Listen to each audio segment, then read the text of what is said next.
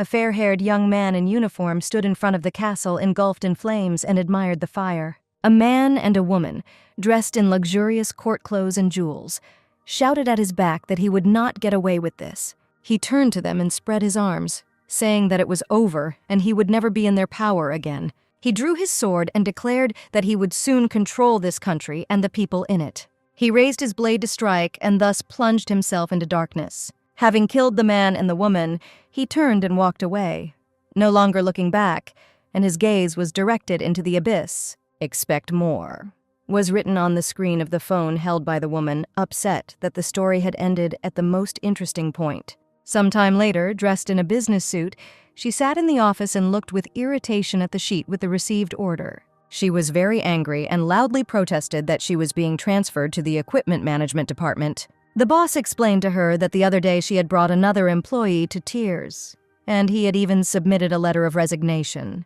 The woman indignantly exclaimed that she had acted in such a way so that the employee would be afraid to make similar mistakes in the future. The boss didn't listen to her. He had already decided everything and was now just going to say goodbye. In the department, employees gossiped about what had happened, saying that Mochida had been demoted because she was jealous of the top management and had always been an unpleasant person. Back home, Mochida opened a bottle of wine to cope with her disappointment. The drink didn't help, and the woman only burst into tears from undeserved insult. She thought she was the best employee, but her stupid boss fired her for such a minor reason. She had only one consolation left, and she picked up her phone to open her favorite book. There were still no updates, but she was willing to reread the story just to take her mind off the troubles in real life. One of the characters in the book Maria Mochida really didn't like. She abused her stepson, and then he killed her. Mochida felt that if she had been there, she would not have allowed this to happen. Mochida thought that she had also lost everything, remembering what happened at work. She was reading a book and couldn't hold back her tears while looking at her phone screen. For the first time, she thought that she and Maria had something in common, and now the woman tried to understand where they both went wrong. She woke up in the morning with a headache from drinking too much wine the night before. She really wanted water, and without opening her eyes, she lowered her legs off the bed. When she finally looked around, the first thing she saw was an image of a young woman with long white hair, dressed in an old-fashioned lace shirt. Looking more closely, Mochida realized that what she saw in front of her was not a portrait, but a mirror. She couldn't believe her eyes and began to feel her own face. A pretty girl in a black maid's dress with an apron entered the room and addressed Mochida as Madame Maria. Mochida looked at her hands in excitement, trying to understand what was happening around her. A little boy walked into the room clutching a large stuffed kitten in his arms. The maid called out to the child, calling him Alfred, which greatly surprised Mochida. Alfred and Maria, that was the name of the heroes of her favorite book, who lived in a luxurious mansion, almost a castle. Mochida thought that something extraordinary had happened to her, and that she had found herself in the novel she was reading. The novel was called The Path to a Hero and told the story of how Prince Carlos, overcoming many difficulties, became a real king. Mochida read all the written chapters, but the story had no ending, but there was a villain in it. It was a young man named Alfred Brown. Looking at herself in an elegant mirror with a long handle, Mochida admitted that she had transformed into the main villain's stepmother. Horrified, she tried to scream that she had fallen asleep after a bottle of wine and woken up in another world, and the expression on her face frightened the maid. Mochida noticed the boy still standing at the threshold. She knew that in the future this child would kill Maria. She thought that she could prevent this from happening. But first, she should smile and talk to the child in a kind voice. Mochida tried to do this, but she could not make a sound. She lost her voice. In her excitement, she stepped on the edges of her long nightgown and almost fell, knocking little Alfred off his feet. The child looked at her with huge, tear-filled eyes. He was scared. Mochida wanted to calm him down, to explain that she had lost her voice and had only just realized it, but she couldn't utter a word. The child started to run away from her, and she could only stretch out her hand after him. Mochida sat down tiredly on the sofa. It seemed to her as if everything was over. She made a bad impression on Alfred, and if she couldn't talk to him, there was no way to clear up the misunderstanding. The scene from the book in which Alfred kills Maria stood before her eyes, and she thought that now everything would definitely come to this outcome. Mochida remembered the words of her boss and colleagues that no matter how good a worker she was too often offended and envious. Now she sat in a room full of antique luxury and thought that it was unfair to let her transform but deprive her of all means to change anything in the plot. The maid approached her with a tray containing a jug of water and a glass, and she assumed that Madame Maria was feeling tired because she had just recently gotten married. These words made Mochida think about some things. The maid called a doctor to examine the lady, and he confirmed that the loss of her voice could have been due to stress caused by her recent marriage. Mochida remembered the book she had read and was now sure that the mistreatment of Alfred began just a short time after Maria married his father. Mochida thought that if the story continued as it was written by the author, she would definitely be killed. Not having a voice was the worst bonus you could get for being transformed, she thought as she drained her glass of water. She decided that she would not rely on the plot of the book. She was determined not to follow the intended script in her actions. While the maid was tidying up her hair, Mochida thought about what she could do to get along with Alfred. Later, she found a boy who looked very lonely as he walked down the huge hall. Mochida caught his attention. Alfred turned around in fear, clutching a plush kitten in his hands. Mochida smiled and showed him a piece of paper on which she had written a question she wanted to know how the child was feeling. Alfred dropped the toy on the carpet and began to cry. He started running, and Mochida didn't know how to stop him.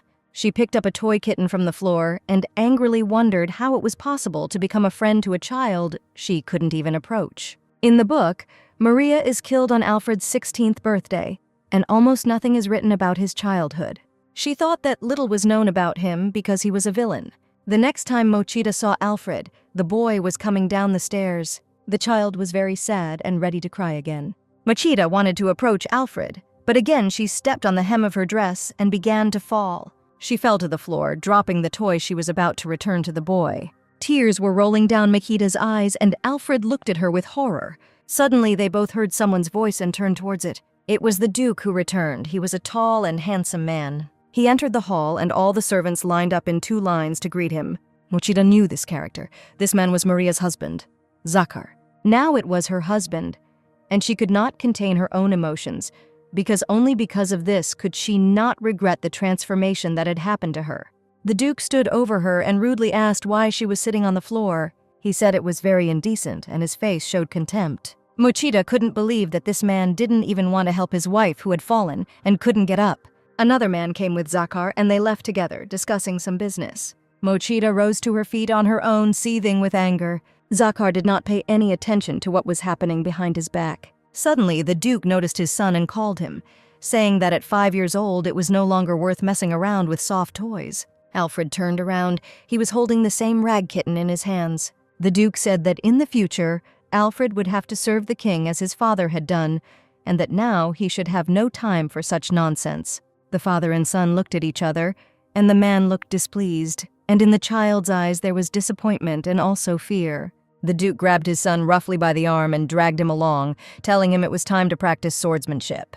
Mochida saw how unhappy Alfred's face became. She recalled her father telling her friends that Ri couldn't go out with them because she had to study, while Mochida herself looked at his back hopefully. She watched from the window as other children happily played ball in the street. She herself wanted to go and play with them. So she caught up with Zakar and Alfred and put her hand on the boy's shoulder. The Duke stopped and asked irritably what she could want. Mochida looked at Zakar and didn't think that Alfred now wanted to go play and not study. The boy was very surprised to feel her hands on his shoulders. Zakar angrily asked what all this meant, which angered Mochida, because she still could not speak and did not understand why her husband had not noticed this yet.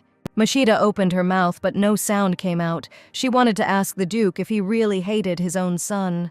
Zakar assumed that his wife was simply making fun of him and walked away quickly, still holding his son's hand tightly. Alfred turned and looked at his stepmother. He remembered the time when he was treated kindly. His mother asked him not to tell anyone about his special gift, to hear the hearts of everyone he touched. It was a secret between them and their mother, which they couldn't even reveal to their father. Alfred agreed to keep this secret. His mother gave him this power, but now he didn't need the gift. When Maria placed her hands on Alfred's shoulders, he felt her heart. Alfred was sad because his dad was angry with him. The boy thought that the last time Maria touched him, he felt her in a completely different way. He stood with his father in the richly furnished hall that day. A beautiful woman in an elegant traveling suit and a purple hat looked at him. The boy thought that this woman would become his new mother. The woman said that it was a great honor for her to become the Duke's wife. Alfred's father said it was mutual, but his face remained impassive. The woman took a step and embraced the Duke, declaring that as his future wife, she had many things she wanted to discuss with him. Alfred hid behind his father's back, but the stranger still paid attention to him. She smiled and said that she was very glad that she had such a cute little son. She extended her lace-gloved hand to Alfred and said that she was very pleased to meet him. When her hand touched the boy's cheek, he felt her dark thoughts. She thought that Alfred would cause a lot of trouble. Now the father led Alfred down a long corridor. The boy thought about his stepmother's behavior today, and it seemed strange to him that this was the same woman who saw him only as a problem. Mokita sat in the chair, overcome with sad memories. She grew up in a very strict family where there was a curfew, and her father forbade her from seeing her friends. After Mokita graduated from university, her father began looking for a groom for her. He said that true happiness for a girl is to get married early and have children. When Mochita dared to object to him and declared that she would never marry, he shouted at her, believing that she was obliged to silently obey. Mochita looked at him and at that moment made an important decision. She left home to determine for herself what her happiness would be. She took with her only one suitcase and a small bag and never returned. Now she found herself married to a man who reminded her of her father, and it was the worst thing that could have happened to her. She recalled their short conversation with Zakar, and her husband's attitude irritated her very much. Looking at Alfred, Mokita seemed to see the unhappy girl she once was. She didn't understand why Zakar was teaching fencing to a small 5-year-old child. Zakar told her to stop bothering him. It made him angry. The Duke had told her not to interfere, so Mochita knew she would have to continue to remain silent. To practice fencing, Zakar and Alfred went out to the area in the yard. Mochita also came and watched the training unnoticed, hiding behind a ledge of the wall. She herself didn't really understand what she was doing at all. The Duke showed Alfred how to practice blows with a wooden sword on a special dummy. Mochita had been brought here by curiosity, but now she wanted to know if the boy was okay. Alfred took his stuffed kitten with him to class and looked at it while he did the exercises. Zakar told his son that he was warming up for too long. The Duke sternly shouted that Alfred should start training immediately. Alfred looked absolutely miserable. He stroked his toy kitten and asked it to wait a little. The boy took a wooden sword and began to strike at the effigy, while his father carefully watched his movements. Zakar told his son to do it faster. The boy couldn't cope and dropped the sword from his hand, falling to the ground next to him. The Duke frowned and said that they must continue. Alfred took up the sword again, and his father reprimanded him. When Alfred fell, the Duke became angry and ordered him to get up faster. Mochita watched this scene, and she really didn't like what was happening. Her heart bled from this sight, so she ran up to Zakar and Alfred. With a determined look, she stood before the Duke, spreading her arms and shielding the child with her body. Zakar stated that if Maria has something to say, she should say it clearly. Mochita thought that she had now become the complete opposite of who she had been before her transformation. Alfred touched his stepmother and said loudly that she could not speak. Mochita was surprised that the child helped her. Zakar decided that Maria had staged this performance of muteness on purpose, but he did not understand for what purpose such a thing could have been done. Mochita looked at him, experiencing complex emotions, because Zakar had not even guessed about her problem with her voice until this moment.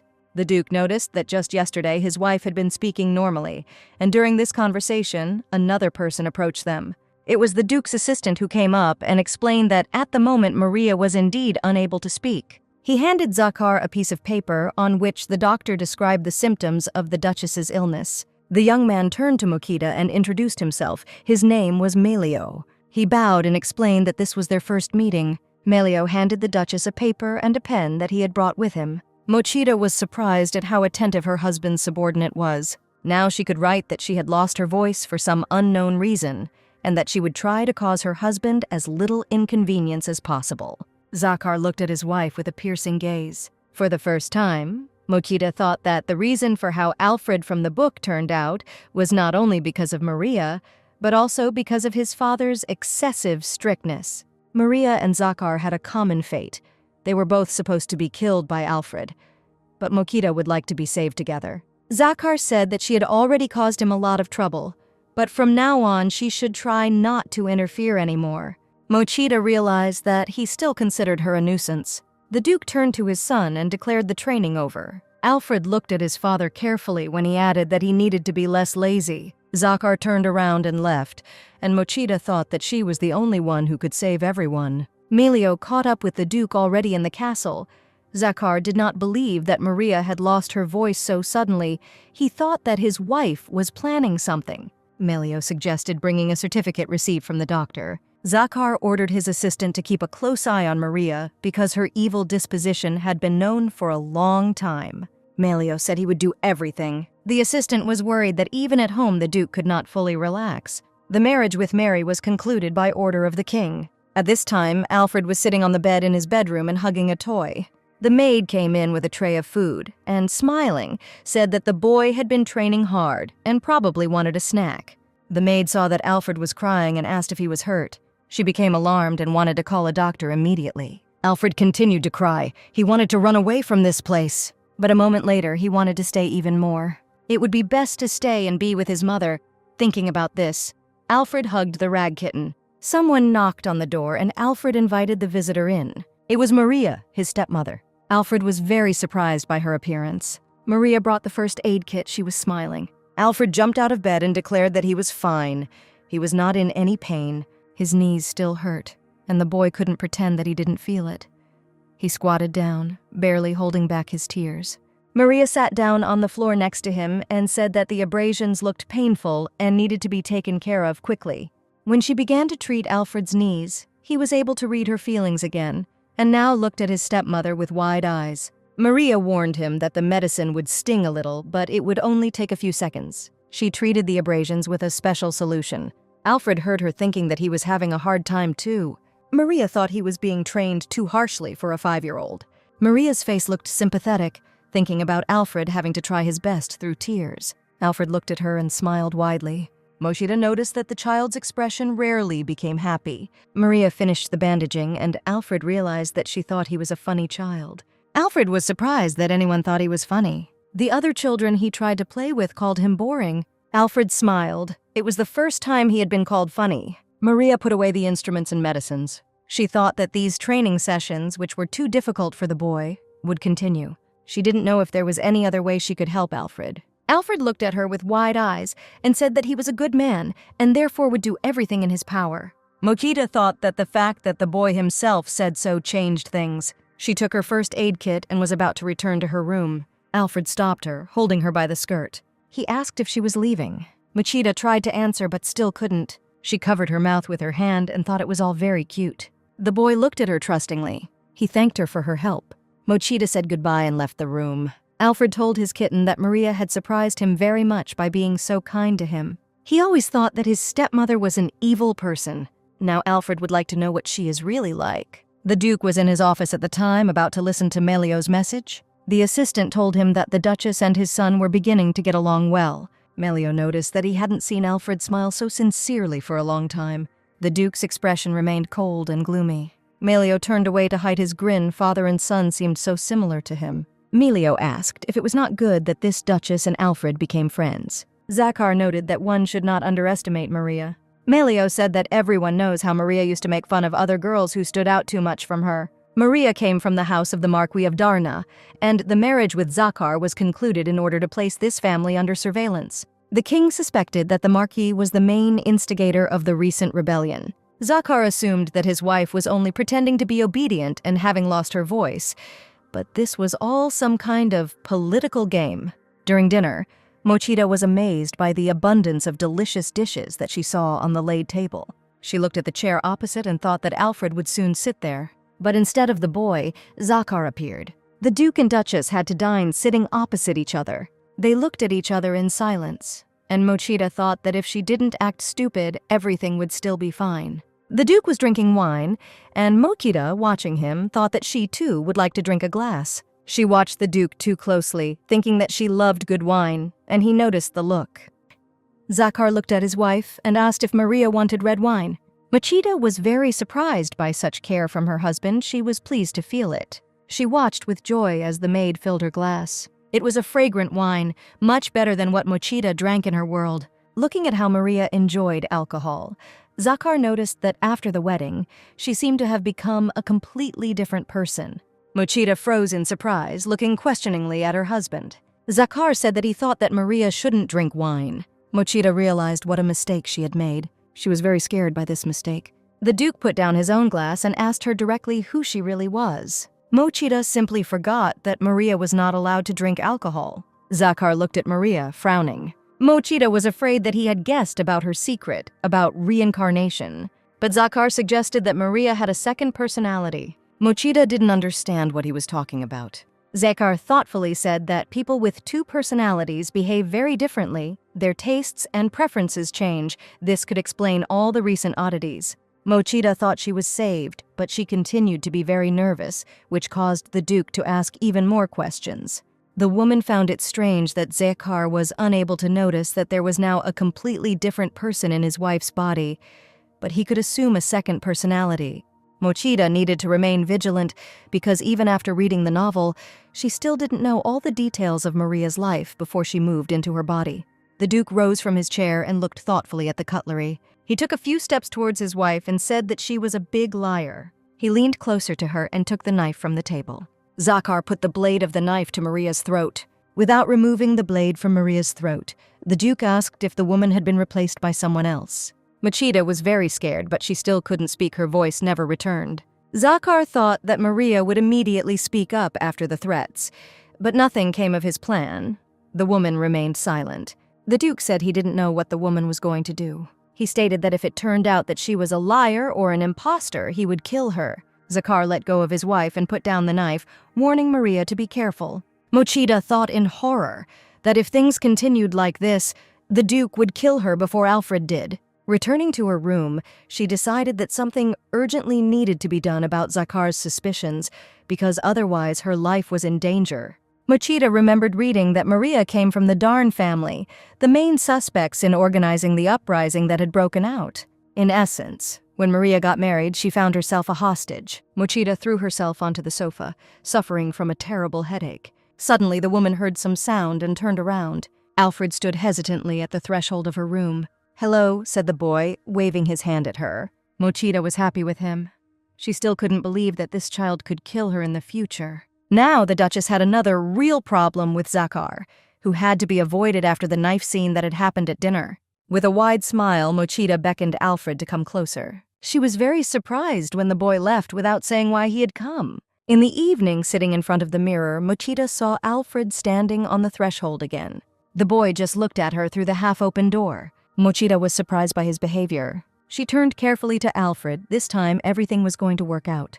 The child looked like he wanted to say something, but Mochida couldn't ask him what it was. Alfred wished her good night and waved the paw of his toy kitten. Mochida again didn't have time to react in any way or even approach the door. The boy ran away faster. She wanted to know if he had come just to say good night, if he was worried about her. She thought it was very cute. Alfred walked to his room and talked to the kitten, telling him that he was very glad that he was able to say goodnight to Maria, that without his toy friend, he would not have dared to do this. Mochida lay on the bed and thought about how Zakar did not understand his own son at all. She also began to think for the first time about what other people thought of her. In her previous life, she was constantly picking on everyone, yelling and not even letting anyone say anything in response. Now she regretted that she had behaved in such a way. The memories upset her.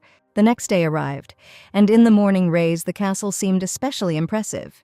Waking up, Mochida lowered her bare foot from the bed and felt something strange touching her. Only the lack of a voice kept her from screaming desperately. Before this, it seemed to her that she would be able to deal with all the problems herself, but a turning point came and Mochida was completely horrified.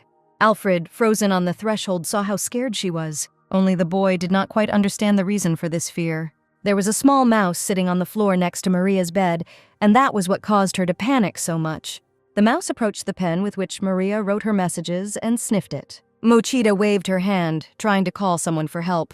The woman could not run out of the room and call for someone who could save her, because the mouse was standing right between her and the door. Mochida noticed Alfred, but the woman also could not warn him of the danger and tell him to run away. The boy entered the room and wished his stepmother good morning. Maria continued to panic and scream silently. Alfred came closer to the bed and asked the woman what was going on here.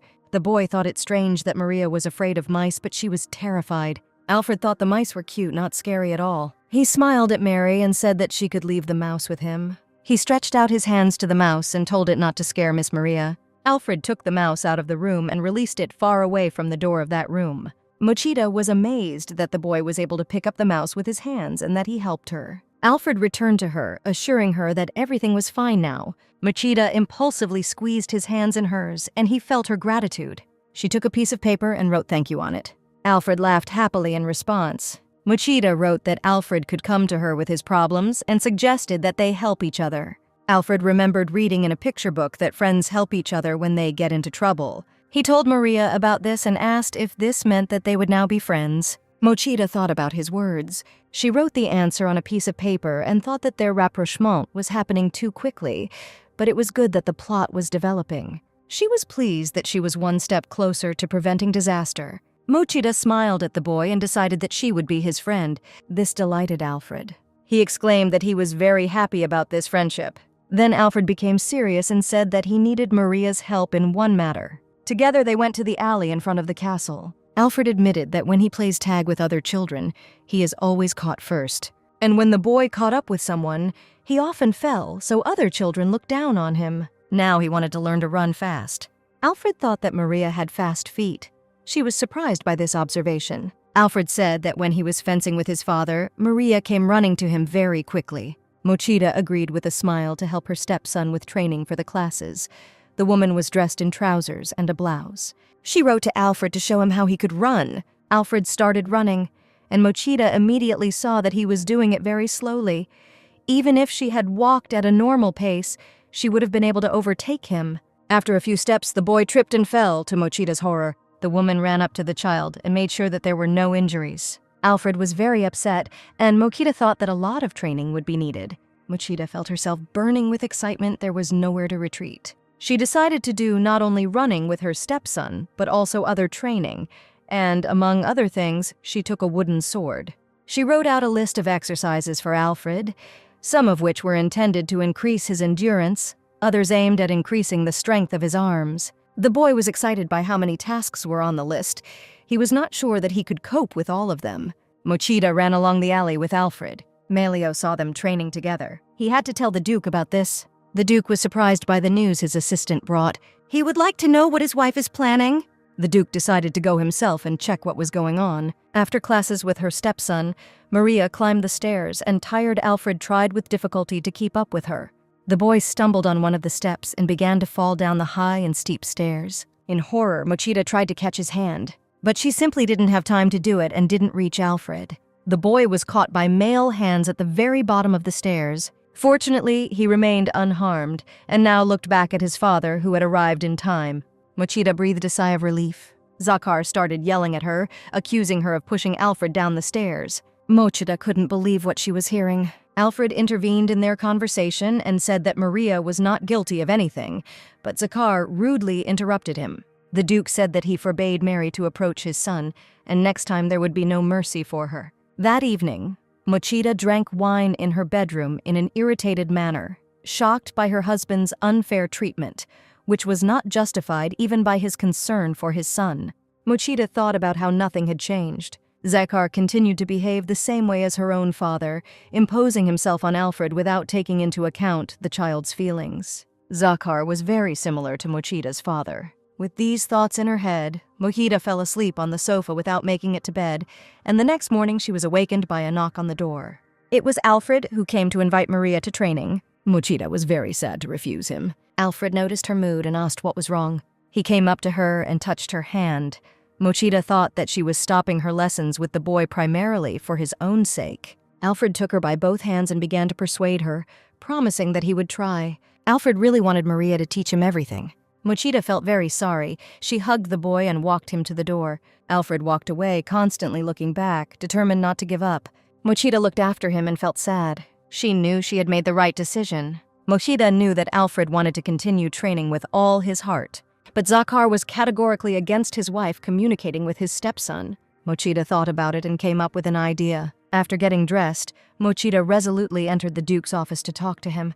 She wrote on her sheet that she made a promise to Alfred that she would teach him to run faster. She asked permission to continue her studies and promised that she would not expose the child to any further danger. She wrote that she knew that Zakar would refuse her request, so she suggested that while she was with Alfred, Someone the Duke trusted should be with them. When Mochida saw the expression on Alfred's face, she wanted to make all his wishes come true. Alfred ran into the office during this conversation. He raised his hand up to attract the adults' attention because he wanted to tell them a story. The adults looked at the little boy, waiting for him to speak. Alfred said that it was not Maria's fault, and when he almost fell down the stairs, she tried to help him. The boy held onto Mochida's dress and said that they were friends. And friends, Alfred explained, help each other when things are tough. He wanted to learn many things, but he couldn't do it. Then Maria helped him. Alfred thought about learning to run fast. That's why he wanted Maria to continue training with him. Mochida picked up the paper with her proposal again. The Duke crossed his arms over his chest and asked whom he could trust with such an important matter.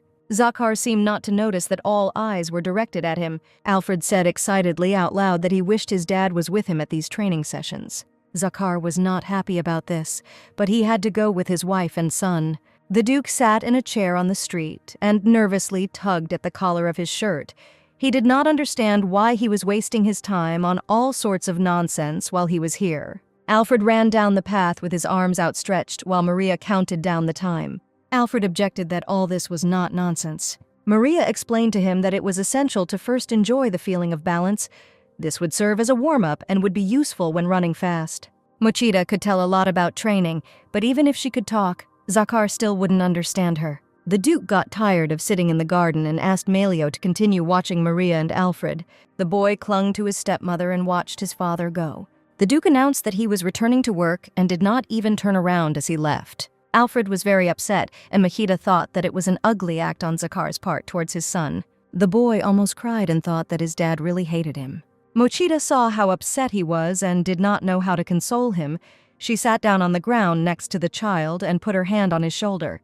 Alfred smiled at her and said that he wanted to continue the lesson. He ran forward again, and Mochida looked at him thoughtfully. She tried to understand why the Duke was so strict with his son, but the thought flashed through her mind that it was not for her to judge such behavior. Mochida felt that Zakhar should be the one most concerned about this child's feelings. She soon noticed that Alfred was already very tired and was having difficulty catching his breath. She invited him to rest, and a carpet was laid out on the lawn for them, and trays of food and tea were brought. Mochida waved to Melio, who was watching them, and he said that he was fine and didn't need tea. Alfred held his cup and looked at the Duke's assistant with a smile. Before pouring the tea into the cups, Melio asked what was in it. Mochida thought that the young man suspected something. Melio noticed that Maria looked pale and asked if she didn't like the smell that much. This question worried Mochida. She thought that rosemary was good for relieving fatigue.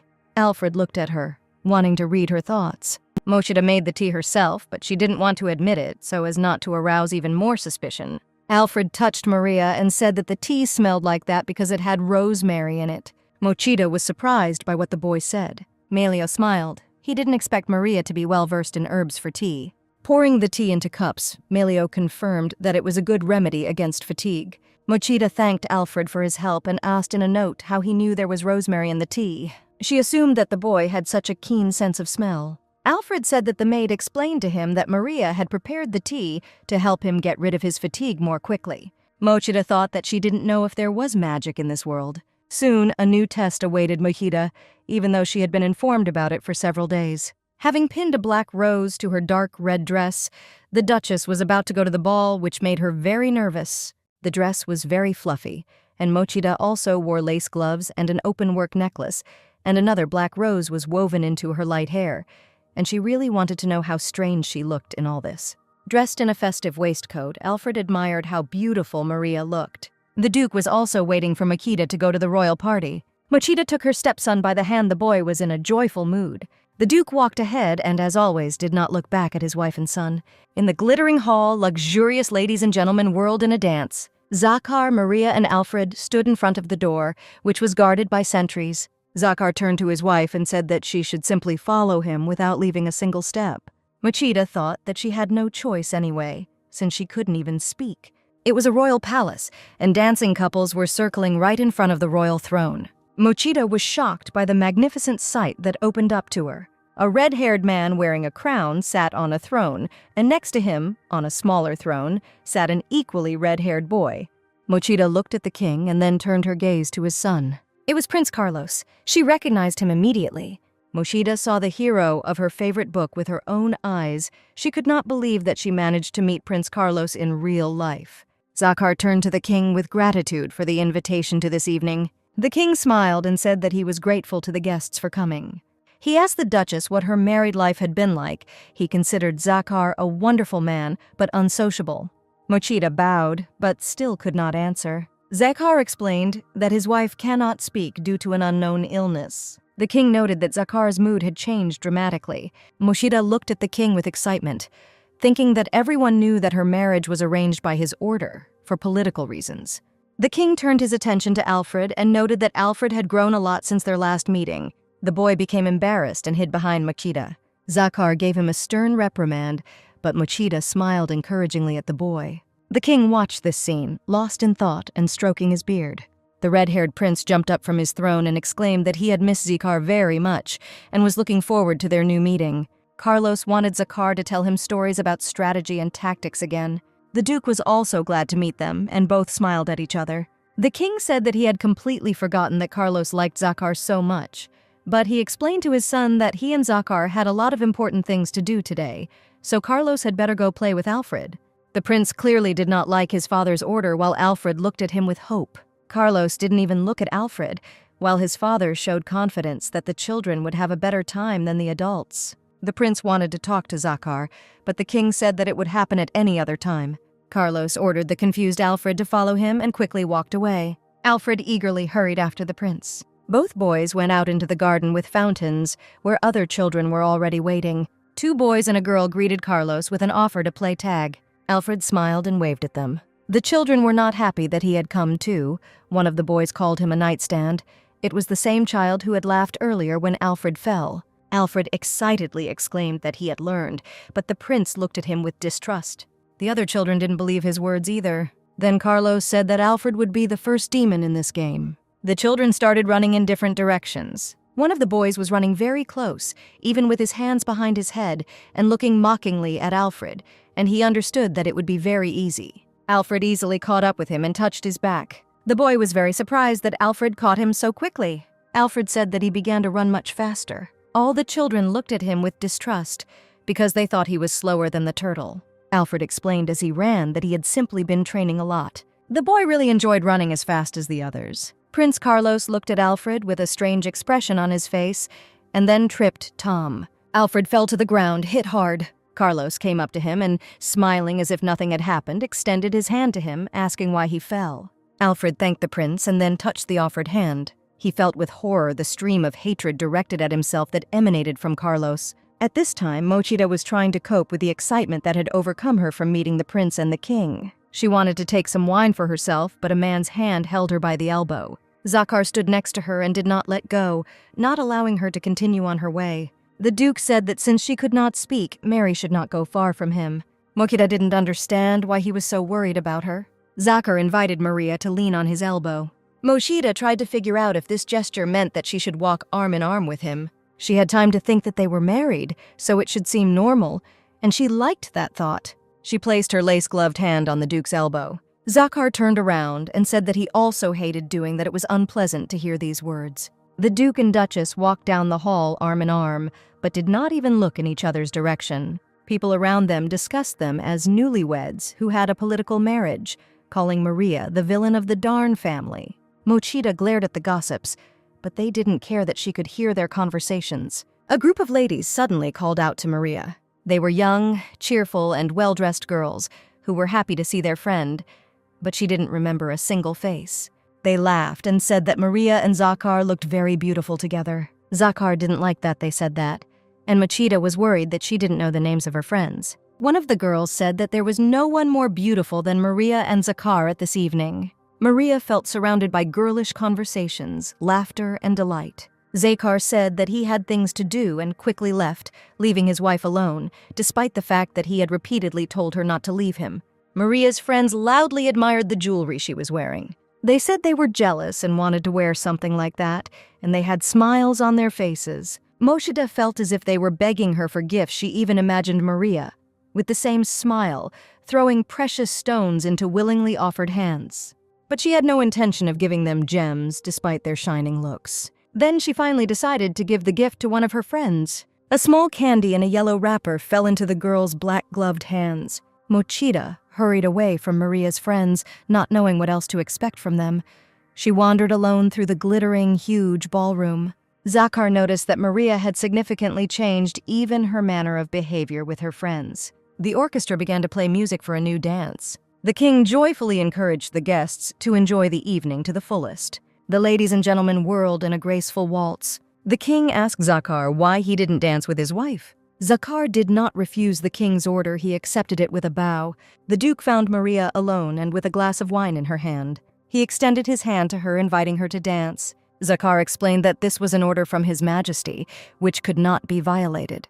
They started dancing and Mochida became nervous. Zakhar said that he had heard gossip more than once about how wonderfully Maria dances, but he himself had not noticed it at all. Mochida remembered that in her past life, she took ballroom dancing lessons after work. A flame of anger blazed in her eyes. She showed the first dance move she had ever learned, which puzzled her partner. The king watched her with growing curiosity. Zakhar told Maria not to make any movements without his permission. He said that the lady should simply repeat after the gentleman, but Mochida was not going to listen to him. She continued to dance in a way that was completely different from what was accepted in this world. Mochida leaned back so that Zakhar had to catch her, and her shoes and even ankles showed from under the lace of her skirt. Everyone looked at her. Zakhar noted that such an intense dance did not suit either the music or his and Maria's image. Offended that the duke did not appreciate her skills, Mochida stepped on his foot with her high-heeled shoe. Stepping away from Zakhar, she curtsied and asked for forgiveness. After this, Mochida left the ballroom and went out into the garden. At first, Mochida felt how much colder it became, and then she heard a noise. The guards were helping Prince Carlos up from the ground, and opposite him stood another child. It turned out to be Alfred. He was scared and almost crying. Mochida was afraid for the boy. When Carlos helped Alfred up, he offered him his hand. Even though the prince was smiling, Alfred felt hatred. Carlos hated him in particular, which made Alfred very upset. The prince thought that Alfred was not at all like Zakhar. Someone like him could not be the duke's own son. Carlos believed that Alfred got all his shortcomings from his late mother. The prince's thoughts made Alfred pull his hand out of his palm and push him away. Alfred's push knocked Prince Carlos off his feet. The prince became angry and shouted at him. Carlos loudly asked why Alfred pushed him, since he himself extended his hand to help him up. Alfred cried and thought about the thoughts he had caught when he touched the prince's palm. The guards ran up to the children and helped Carlos get to his feet, while the other children watched what was happening with excitement. Maria ran out of her hiding place and headed towards her stepson. She looked only at him and saw his tears. She would like to ask him what happened and who offended him. When he saw his stepmother, Alfred began to cry even harder. The boy rushed towards Maria and she hugged him. Carlos said that they were playing. Alfred fell, and when the prince tried to help him up, he pushed him away. The second boy readily confirmed that this was exactly how it happened. Alfred felt Mary wondering if the prince's words could be true. The boy broke free from his stepmother's embrace and ran away. He ran without looking back, crying bitterly, covering his face with his hand. He stopped only at the fountain and looked for a long time at his sad reflection in the water. The boy sat on the edge of the fountain, sadly lost in thought. He could not understand what he was really feeling. It started to rain, and a hand in a lace glove opened an umbrella over Alfred. Maria sat down next to them on the edge of the fountain, holding an umbrella over both of them. Maria thought that he hadn't explained anything to anyone for some very important reason. Alfred looked at her and listened to her thoughts. Maria thought that he had the right not to tell anyone anything. Maria sat next to him, hugging his shoulders, and thought that she would always be on his side. Alfred did not look in his stepmother's direction, but he admitted that he had indeed pushed Carlos away, not because he wanted to do so. Maria wrote on a piece of paper asking why Alfred did this. The boy looked very unhappy and said he was really sorry. Maria pulled her stepson towards her and hugged him. They returned to the palace, and Alfred bowed and apologized to the prince. Alfred declared that he would grow up to be a worthy man, just like his father. He also wanted to be outstanding like his mother, and he wanted the prince to understand that. Carlos chuckled and replied that this was encouraging. Alfred asked the prince not to be angry with him anymore, which caused a strange reaction from him. The duke approached them and angrily called out to his son. He asked Alfred what he had done. Alfred was frightened and Mochida was very worried. Zakar continued to yell at his son, asking about the unpleasant incident that had occurred. Alfred blushed and trembled in front of his father. Mochida stepped forward decisively and covered her stepson with her body. Zakar took her by the elbow and pushed her away, telling her to leave because he didn't have time to deal with her either. The Duke asked why Alfred had pushed His Highness Carlos. Alfred continued to shake with fear in front of his father, not even looking him in the eyes, and did not answer. Zakar bowed to Carlos and asked him to forgive him for his son's rudeness, promising to scold Alfred severely.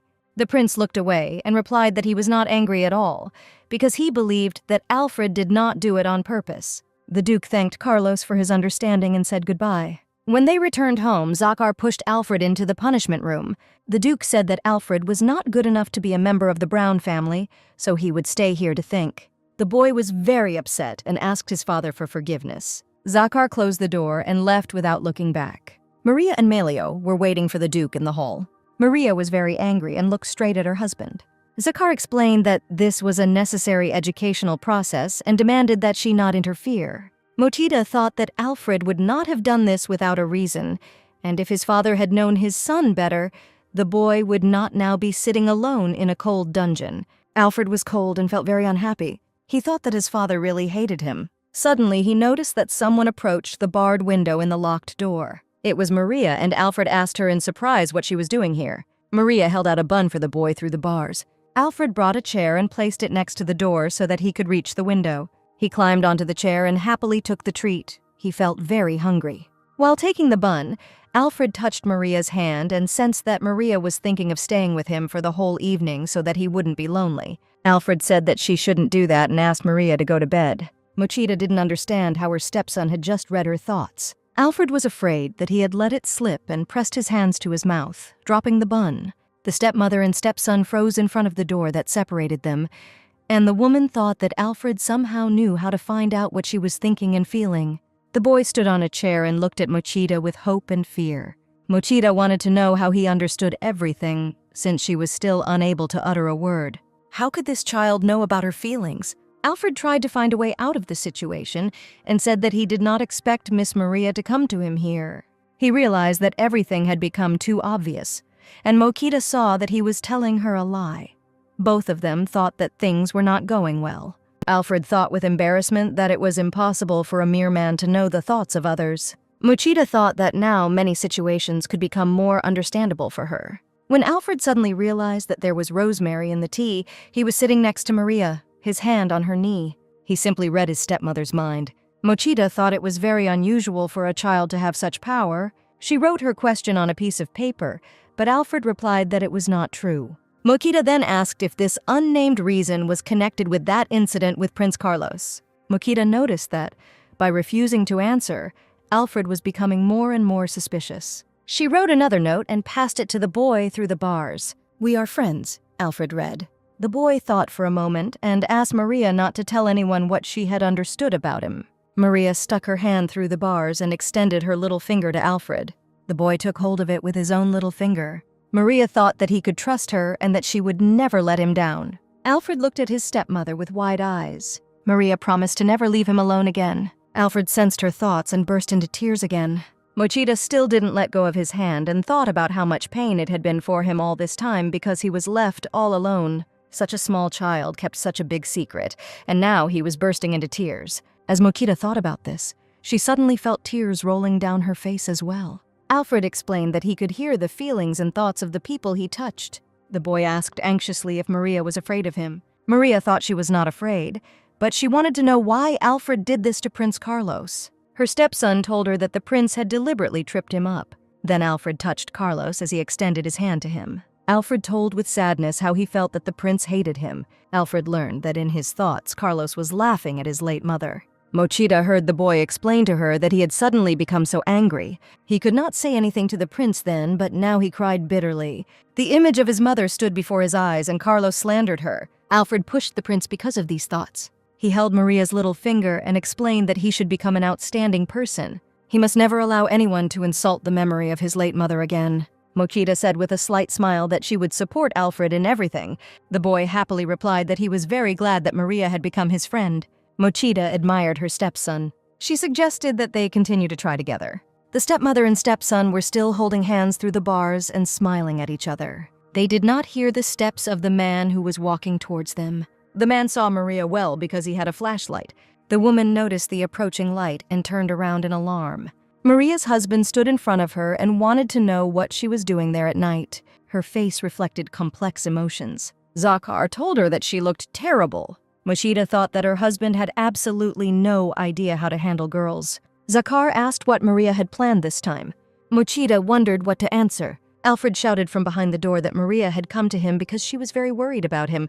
Zakhar looked at his wife sternly and with distrust. Mochida wanted to be with Alfred without her husband noticing, but it turned out to be more difficult than she expected. Mochida suddenly had the idea that Zakhar knew nothing about his son's abilities. Alfred got her attention and asked her not to tell his father about everything that happened here.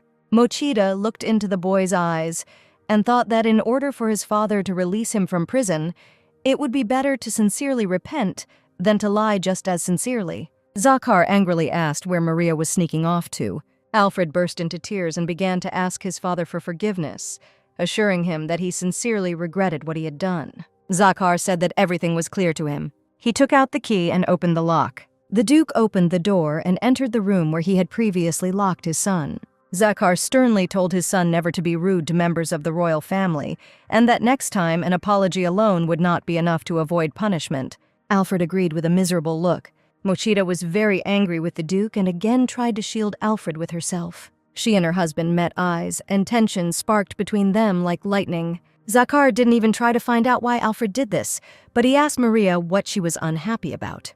Mochida took up her pen furiously and wrote her reply because she could not remain silent about such things. She wrote that Carlos had tripped Alfredo so that he fell, and then angrily showed the message to her husband. Mochida was surprised to hear that whether Carlos was guilty or not, it made no difference because they served the royal family and were forbidden from retaliating. Alfred stood with his head down guiltily, holding on to his stepmother's dress. Mochida thought that parents should worry about their own children first and foremost. Zakhar could have felt sorry for Alfred. The Duke demanded that Mary take no action regarding Alfred's education. Mochida was angry, and the boy was very sad to hear these words. The Duke and Duchess's eyes met again. Mochida thought that she would never give up the idea of raising Alfred. The boy tried to distract the adults from the quarrel by pointing to the moonlit window. Alfred said that the Lady of the Moon was laughing at them. Mochida and Zakhar looked out the window but saw no one or nothing special there. Mochida looked at the Duke again and pulled the smiling Alfred closer to her. She thought she wanted the boy to tell her more about the nature of his power. Alfred smiled and agreed to do it later. Holding hands, Maria and Alfred walked away, and Zakhar watched them go. The Duke didn't remember when his new wife and son started holding hands. In the Duke's office, Melio was waiting, wanting to know if Alfred had been released from the punishment room. Zakhar replied that he released him, although he initially wanted to keep him there until tomorrow evening. Melio knew that the Duke was actually worried about his son too. He handed Zakhar a sealed envelope. The Duke opened the envelope and read the letter carefully. It was an invitation from the Marquis of Darna to come and visit their house, which was located near a snowy mountain range. Zakhar was not happy to receive this invitation. They set out on a sunny, clear day. The carriage of the Duke and Duchess of Brown rolled along the forest road. Alfred looked out the window, delighted by the beauty he saw. Mochida looked at the child affectionately, but Zakhar tore his son away from his interesting activity and told the boy not to lean forward too much. Alfred obediently moved away from the window and folded his hands on his knees, looking at his stepmother. He admitted that he was looking forward to meeting Maria's family for the first time. Mochida also saw how happy he was, and she liked it. But the trip itself evoked completely different feelings in the Duchess. They were traveling to the family estate of the Darn clan, in which there was an elderly head, his wife, and an adult young son. Mochida knew that this house had a terrible reputation. She also guessed that there was some kind of connection between the Darn family and Zakhar. Soon Zakhar, Mochida, and Alfred stood in front of the Darn family mansion, which was much smaller than their ducal castle. When they were invited inside, the Duke strode resolutely down the dark hall, with Maria and her son a step behind. The gray-haired man came down the stairs and greeted the guests, saying that it was he who had invited them.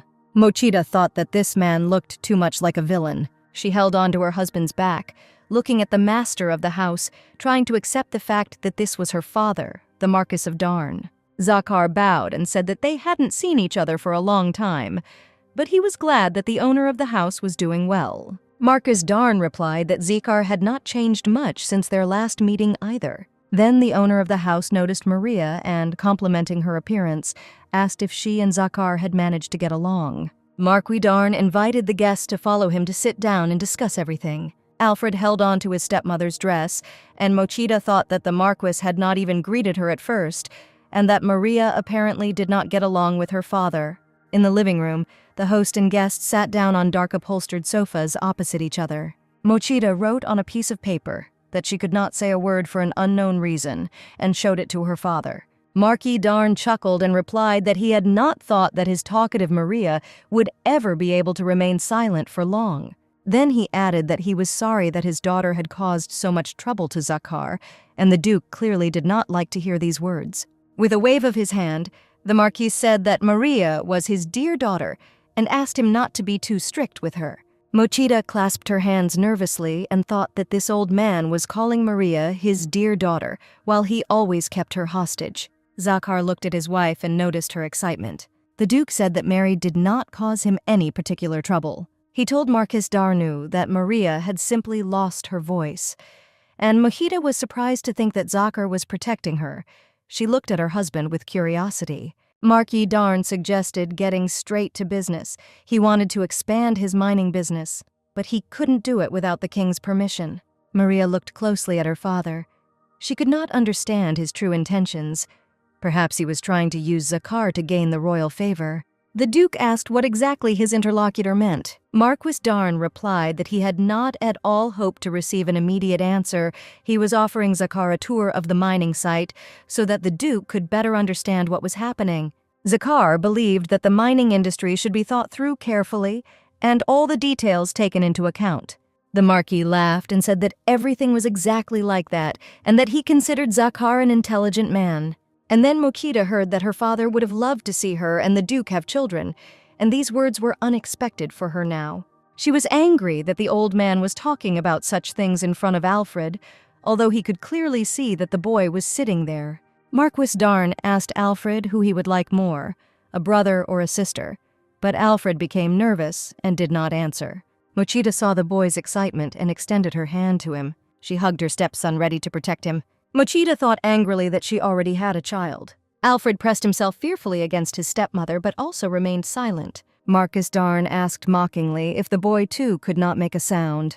Zakar intervened in this scene and explained that Alfred only talks to those he trusts. The Marquis continued to grin and said that he could buy him something as a token of his first visit. Alfred did not want to answer what he would like to receive as a gift, and hid behind Maria. At that moment, a man with white hair entered the room and greeted Marquis Darn, calling him father. An elegantly dressed young man with short, very light hair joined the company sitting in the living room. He smiled and teased Alfred, saying that he had been put in an awkward position. The young man knelt down in front of the sofa where Maria and the child were sitting and asked if the boy was scared, and then apologized. "Alfred Duke Brown, Maria," he said, "I thank you for coming to us." He said that dinner was ready, so the conversation could continue at the table. A large table was set in the dining room, and besides those whom Mochida had already seen, there was another person at the table, a lady in red who was covering her face with a fan. Mochida looked at these people, trying to match their faces with what she knew about them from her book. The young man was Maria's brother Daniel, and for a member of the Darn family, he looked quite respectable. Alfred began to eat his dinner with a shining look in his eyes. He said it was very tasty. Daniel said he was glad the boy liked it and smiled dazzlingly again. Mochida and Alfred were pleased with how the visit to the Darn estate went. The woman in red said that Maria's tastes and preferences had somehow changed and asked if it seemed to her that the woman was her mother. She noticed that Maria began to wear less jewelry, and Mochida thought that the woman herself probably had jewelry on every part of her body. The mother said that now everything became clear to her. Her internal energy had changed, her preferences in clothing had changed, and her voice had disappeared. Mochida thought that this woman was just a fool. Mr. Darn suggested returning to the interrupted conversation and asked Zakar if he would like to see the mine tomorrow. Mochida thought that the mines of another world were an interesting place. She would like to visit there. In her previous life, she worked in a non-ferrous metals factory. Mochida put her hand on Alfred's shoulder and thought that she was going to go to the mine tomorrow with Zakar. She wanted to know if the boy would be scared if she left him at home alone. Alfred thought that if Maria was there too, then he had another idea. Makita affectionately patted her stepson on the cheek. The boy asked his father to take him with him when they went to see the mines. Zakar replied that this offer was unexpected, but not every aristocrat gets to visit the mine, so it would be useful for Alfred. He asked if the boy really wanted to go with him, and Alfred confirmed with a smile. The boy turned to Maria and said, "Let's all three go." Daniel laughed and said that it was a bad idea. Maria was not interested in mining at all. She always said that she didn't want to get her dresses dirty. Machida wrote on a piece of paper that she would also go and showed it to everyone. All members of the Darn family were incredibly surprised to see this. Daniel noticed that his sister had changed too noticeably, and then offered to accompany the guests on this walk. The next morning, the crew was driving along a mountain road towards the mines. Machida and Alfred gazed out the window in amazement at the view. The mountain peaks rose into the clear sky. This was the Baal's silver mine, the largest financial vein in the whole country. At the foot of the mountains, small houses with chimneys are lined up in neat rows, a miner's village. The village was already bustling with life. Workers were busy with their daily activities. Daniel, Zakar, Maria, and Alfred walked through the village, looking at everything around. Mochida picked up a pebble from the ground that made her think. She couldn't tell by eye, but she suspected it was tin. Mochida knew that there were many cases where tin was mined from silver mines, so there was a possibility that if tin was mined from these mines, then the national interest in this enterprise should also increase.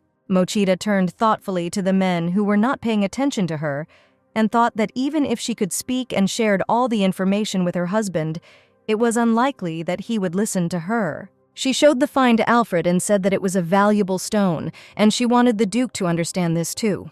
The boy took the stone in his hands and ran up to his father, asking him to look at how beautiful the stone was. Zakar and Daniel turned to the boy. The Duke looked at the find carefully and said that it was definitely a valuable mineral rarely encountered.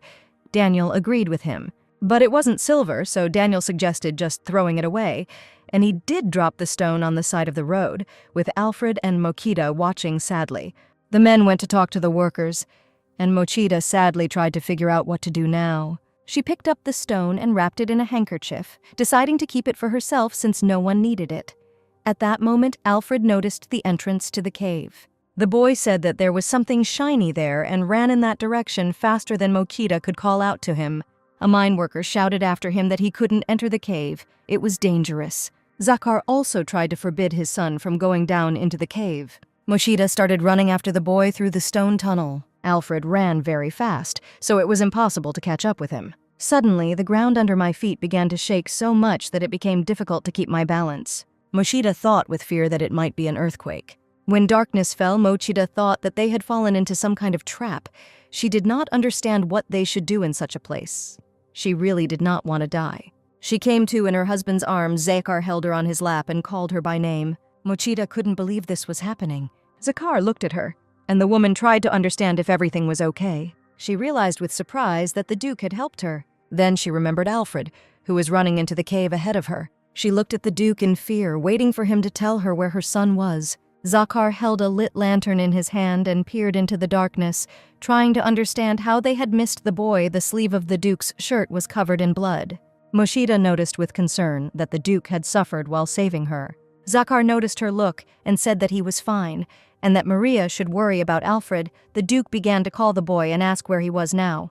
Mochida folded her hands in prayer and asked that everything would be okay with the child. Alfred responded from behind the wall of stones and said that he could hear his parents. Zakar screamed, asking if the boy was okay, if he was hurt. Alfred replied that he was slightly bruised but not badly hurt. The Duke said he was glad the boy was still at least conscious. Zakar asked his son to be patient a little and assured him that they would help him soon. The Duke placed the lantern on a rock and said that if they climbed up these rubbles, they could get to the other side. Zakar told Maria to wait below and began to feel the stones to find the most convenient way to climb up. Mochida resolutely tore the sleeve of her own shirt. She bandaged Zakar's wound with this scrap. It was only a temporary measure, but better than nothing at all. The Duke thanked her and remarked that it was indeed better this way. Mochida remained holding the lantern while Zakar climbed up the rocky scree. The Duke looked through the crack between the stones and called his son. Alfred came out of the darkness at the sound of his father's voice. The Duke hugged the boy tightly and said that everything was fine now. Alfred put his arms around his father's neck. Zakar said that they would leave and told his son to get out first. The Duke lifted Alfred higher, and the boy climbed over the rocks. Having reached the opening, he looked out of it as if through a window and saw Maria with a lantern. Mochida pressed her hand to her chest, feeling a huge sense of relief that her stepson was completely fine. Suddenly, the woman felt repeated tremors from the earth. It was very bad. Alfred could not make up his mind and start going down. Mochida screamed in horror, not taking her eyes off the boy. She told Alfred to jump faster and held out her hands to catch him. The boy jumped straight into Maria's arms. Mochida hugged the child tightly. She asked the boy if he was hurt, if everything was okay. Alfred assured his stepmother that everything was fine, but she had to stop screaming so loudly, otherwise he would go deaf. Mochida realized that her voice had indeed returned, but she was so scared that she didn't notice it right away. Zakar also went down to the family and asked Maria if her voice had returned. Mochida looked down in embarrassment and confirmed. She said that as she was desperately screaming Alfred's name, her voice returned. Mochida gently touched the boy's cheek with her palm, and he smiled at her. Extending both hands towards Maria, Alfred exclaimed that he was very glad that she could speak again and congratulated her on it. With a happy smile, Mochida hugged her stepson and thanked him. A bright light was shining through a hole in the ceiling of the cave. Zakar was the first to notice him and looked up. Hey, they called out to them from there. These were the workers who dug up the rubble. They were happy that they had finally found them and asked if everyone was alive. Mochida screamed in fear for help. After a successful rescue, they stayed overnight at the Darnov estate. Tired, Alfred quickly and soundly fell asleep. Mochida came to straighten his blanket and said he had done a good job. She wished the boy good night and left the bedroom, carefully closing the door behind her. Mochida was determined to go and do one more important thing. She knocked on another locked door and asked permission to enter. The woman peered cautiously into the bedroom. Zakar sat in a chair by the window and admired the starry sky. He turned around and asked what happened. Mochida showed the first aid kit she had brought with her and said that she had come to take care of her husband, who had been injured in the cave. Zakar objected that nothing needed to be done. He was injured, and it was nothing serious. Mochida asked again if he really thought so, but the Duke replied that nothing serious would happen if he treated the wounds the next day upon his return. Mochida became angry and demanded that the Duke come to her, stating that the wounds left behind could cause complications. Zakar was very surprised by her decisive tone. He came and sat down next to Maria, but did not look at her, saying that everything was fine. Mochida remembered how she treated the wounds on Alfred's knees, and the boy cried and was afraid to do it. She thought that father and son were a bit similar in that they both didn't like being treated. Mochida told Zakar to show his injuries. The Duke resigned himself and began to take off his shirt. Mochida realized with embarrassment that she was not prepared for this situation. She looked at the handsome figure of the half-naked Duke and did not understand why she suddenly felt so awkward and difficult to look away. The Duke turned his back, and Mochida saw huge bruises. Zakar's injuries were even worse than she expected. Mochida looked down and said that she was very sorry that the Duke got hurt because of her, but Zakar replied that it was not her fault because the decision to protect Maria was his own. The Duke said that, among other things, Mary's bandaging of his bleeding wound was very timely. Mochida said that she wanted to be a little useful, because the fact that she was sitting here safe and sound was thanks to Zakar. The Duke closed his eyes, and it was impossible to read anything on his face. Mochida said he shouldn't hide his injuries, but Zakar said it was no cause for concern. The man admitted that he could not bear the thought of anything bad happening to his son. Mochida thought she understood this perfectly well and applied the medicine to the napkin. Zakar started to say something, but stopped short as soon as he started the sentence, and Maria immediately asked again.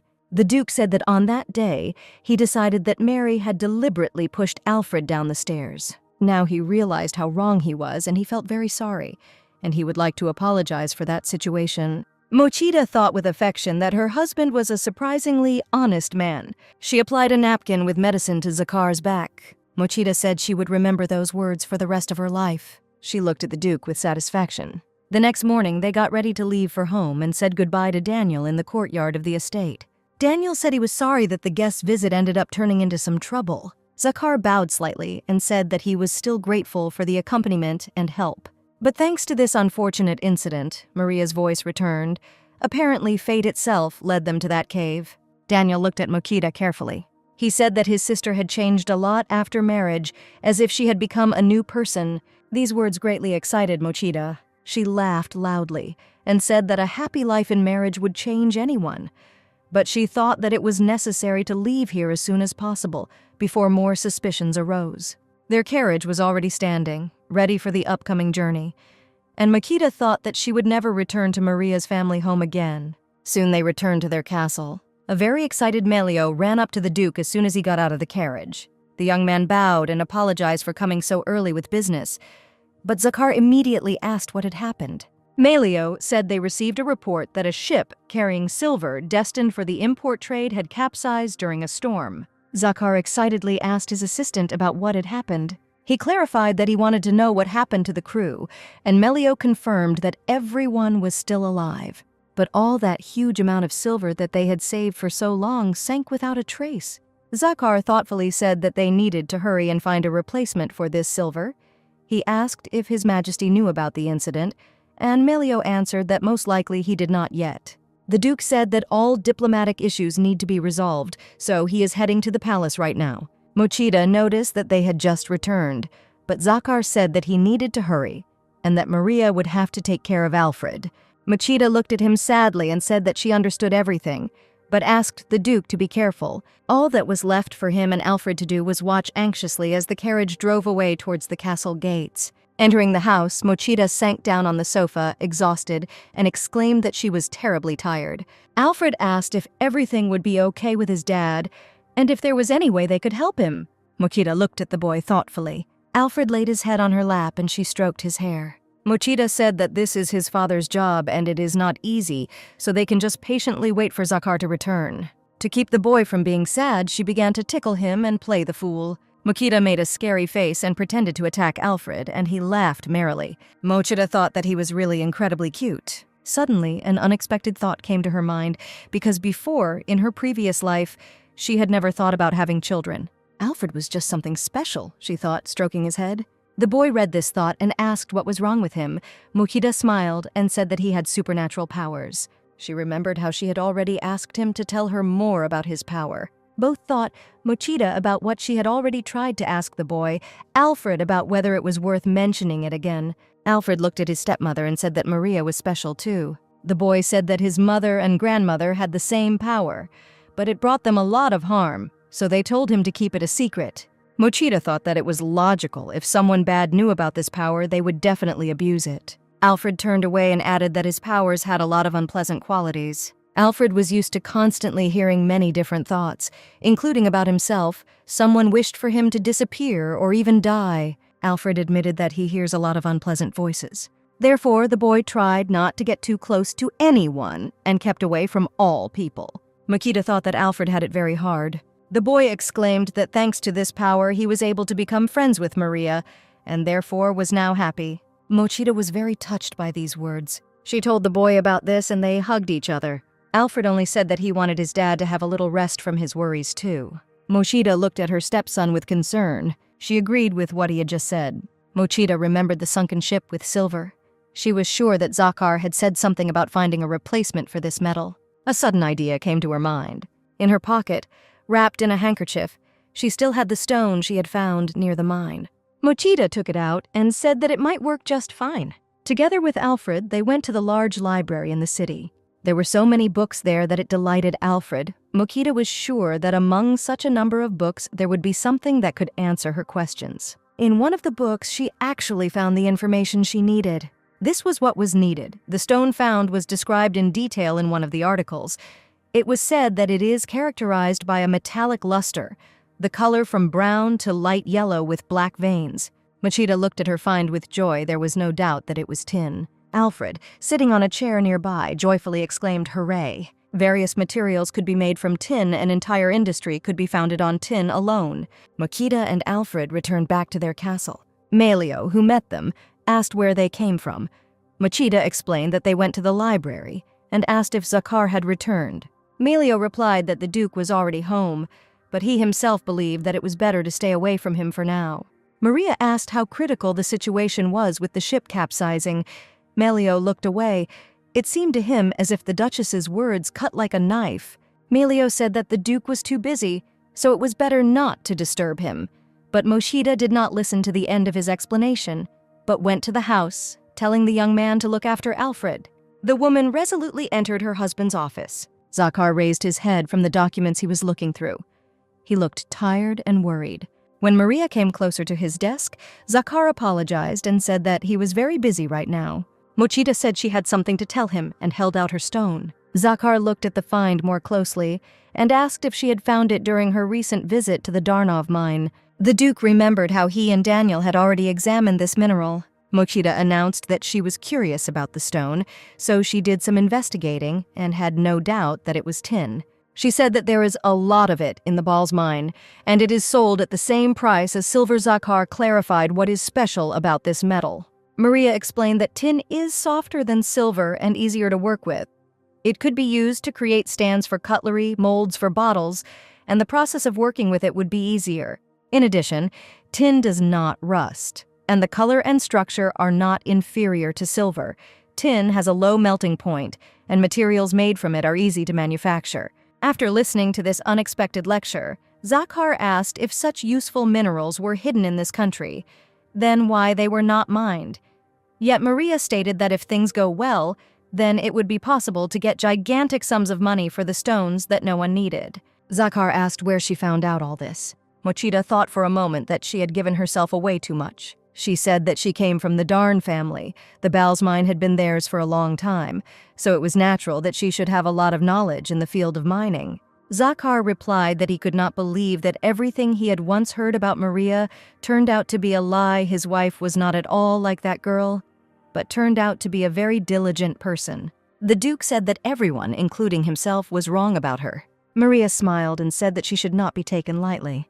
She couldn't tell anyone that all this knowledge was obtained by her through hard work in a past life in the production of non-ferrous metals. Zakhar noticed that he was very surprised by the way Maria had been behaving lately. She was a person who went beyond his imagination. Mochita asked if the Duke was praising her, and he replied that he was. Zakhar said that all this time he was busy trying to find an analog of silver, because the other day his ship, transporting silver to a friendly country, sank. The Duke was in complete control of this mission, and so now all responsibility for what had happened was on him, and it was he who was destined to solve this problem as well. Maria said she was glad he shared it with her. She handed him her piece of tin. It was sure to help him. Mochita was going to send a letter to her brother immediately, because now they had a project for a new business that would need to be built from scratch, and all that was left was to hope that Daniel would respond quickly. Zakhar said that he would be grateful if Maria did this. Mochita said that if Zakhar had any problems again in the future, he could share them with her, and they would solve them together, just like he had saved her in the cave. Zakhar smiled back. Maria said that she would go and write a letter to her brother. She turned to leave but tripped over a stack of books lying on the floor. Mochita tried to keep her balance by waving her arms. Zakhar rushed to her aid and caught her in his arms. Mochita was surprised to feel the Duke's hand on her waist. She was extremely embarrassed by how close she and Zakhar were to each other. Zakhar let her go and said that she was heavier than he thought. This rudeness outraged the woman. She violently pushed his hand away, thanking him for his help and saying that she would go. Zakhar looked after her in bewilderment. He thought he just wanted to help Maria. Zakhar looked at his hand. After some time, the Duke received a trial sample of the new production tableware. There were some very beautiful pewter glasses in the box that Melio brought. Mochita took one of the glasses in her hands and said that it was beautiful. She said that she wanted such a glass for herself. Zakhar said that he was with the king. His Majesty said that the crisis that had occurred was for the benefit of the nation. Melio explained that Maria's idea had been successful, and Zakhar reported it to His Majesty. Mochita exclaimed that there was no need to tell them about her, because she was just sharing her thoughts about her research with them. She was afraid that if she stood out too much, she would be exposed, and if they wanted more information, they would not leave her alone. Zakhar thought it was stupid. He just wanted His Majesty to also know that Mary was not such a villain as she was portrayed to be in society. Zakhar liked that his wife took the future of the country seriously. Mochita thought that this meant that Zakhar was beginning to approve of her a little. This could not but make her happy. She looked slyly at the Duke and thought that everything that was happening was moving her away from the death that she still feared. Zakhar looked at her because she did a good job. This made the woman extremely agitated. She thought that she had a thorny path ahead of her that would lead her away from all the dangers that threatened her with death. The awkward scene dragged on. Pewter wine glasses and other accessories became more popular. More and more manufacturers entered the market. The new ore was easy to process, and the products made from it were beautiful and resistant to rust. All eyes were on Maria. She thought that in this case, national interests were preserved, but the situation itself turned out positively for the Darn family. But Mochida didn't know if Maria's father would be happy about this. She decided to ask Zakar about something that concerned her family, but she couldn't find the words. Finally, she asked if her father had said anything. Mochida knew that the head of the Darn family had been having disagreements with His Majesty recently. Zakar replied that Mr. Darn had not said anything special. All tin was mined from mines and quarries owned by the Darn family. Zakar said that all the Darns received their share, even an increased one. Mochida looked at her reflection in the mirror surface of the glass. She was afraid that Maria's father might cause trouble. He was a greedy man. When she said this out loud, Zakar was surprised he never thought that Maria could think about her father in such a way. Mochida laughed because she couldn't tell the Duke that there was a completely different person inside Maria's body now. She got up from the table to leave. She still needed to write to Daniel and thank him for taking the time to resolve the tin issue. Maria sat at the massive desk and reread the letter. It was simply a miracle that there was one decent person in the Darn family. Daniel was a great help in the new business. His father would never have been able to cope so quickly. Mochida thought she noticed something strange outside the window. The woman walked to the window and peered into the twilight garden. Alfred was heading somewhere in the park all alone. Mochida was very curious about where the boy was going. Alfred walked further and further into the dark park. There was a blank sheet of paper in front of Mochida, and she tried to return to her correspondence. She looked out the window with concern. The weather outside was getting worse. The maid ran into the room screaming. Stopping, she asked for forgiveness for disturbing her mistress at such a time. Mochida asked what happened. The maid admitted that she had searched the entire mansion and could not find Alfred. She asked if the mistress had seen him. Mochida was also seriously worried. She saw where the boy went. She wondered if Alfred hadn't returned from the park yet. Zakar saw Maria about to leave the house, and he asked her if she thought the storm was really raging. Mochida reported that she saw Alfred walking towards the forest. Zakar asked what the boy could be doing there. Mochida didn't know, but she felt that it was not just like that. Melio called out to the Duke, and the young man ran up to them. He searched the entire mansion again, but could not find the boy. Mochida felt her heart squeeze with fear. She exclaimed that she should look for Alfred in the forest, but Zakar stopped her, noting that it was dangerous to leave alone, so he would go with her. Melio said that the Duke and Duchess could not take risks. It would be better for him and his servants to go and search. Zakar pressed his hand to his chest and said that he was Alfred's father, so he himself must look for his son. Melio was surprised to hear this. Zakar wrapped himself in his cloak and resolutely opened the door into the bad weather. The Duke ordered Maria to stand behind him and stay close to him. This should at least protect her a little. They soon saw Alfred sitting on the ground behind a tree, with the rain pouring down around him. The boy hugged a small kitten. Zakar started yelling at his son, asking how he could leave the house in such weather. He wanted to know what the boy was thinking about. Alfred looked at his father and said that he just wanted to protect the kitten because a storm was coming and the kitten was all alone. Zakar shouted that he didn't care. The boy looked at his father and trembled. Zakar told him to leave this cat here and go back home. He extended his hand to the kitten. Alfred recoiled and declared that he would never do such a thing. He cried and said that if his father forced him to do this baby would die here. Maria extended her hand to her son. She stroked Alfred on the head and said that everything was fine. They would go home together with the cat. Alfred looked at his stepmother in tears and asked if the kitten would definitely go with them. Maria smiled at him and said that it was so. She reminded Zakar that their main task now was to get home as quickly as possible. The Duke was unhappy with this decision, but agreed to take the kitten with him. Soon they were already in the mansion and the maids surrounded them. Mochida ordered a hot bath to be drawn immediately. Alfred needed to be bathed right away. She told the boy to leave the kitten with her and go warm himself. Alfred asked her to take care of the kitten. Mochida promised him to do so.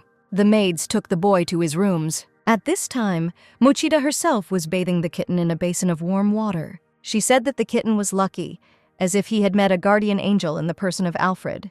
When Zakar entered the room, Mochida was still working on the kitten. Zakar said that stray cats carry various diseases. Humans are susceptible to most of them, so the cat needs to be gotten rid of. Mochida replied that she could not do that because she had already made a promise to Alfred. The Duke and Duchess began shouting at each other, one believing that as the head of the family he could forbid the cat from being in his house, the other insisting that Alfred had risked his life to protect the kitten. Machida said she understands the risks, but she won't let anyone lay a finger on the cat because she is responsible for its life. Zakar said that she was unbearable, but he would bring a vet, and in the meantime, Maria had to make sure that the kitten didn't get into any hard-to-reach corners and that no one came into contact with her. After a walk in the rain, Alfred had developed a fever and was now lying in bed with a compress. Maria came to him to ask how he was feeling. She had a white kitten in her arms. Alfred said that he was fine and immediately asked how the cat was doing. Maria said that he was fine too, so the boy could calmly gain strength. Alfred smiled, closed his eyes, and immediately fell asleep. Zakar entered the room and asked if the boy was sleeping. Maria said that he fell asleep instantly, but it was understandable. Because of the cold, he was completely exhausted. Zakar sat down on the bed and looked at his son, wondering who he got his nobleness from. He put his hand on the boy's forehead and said that the temperature was not too high.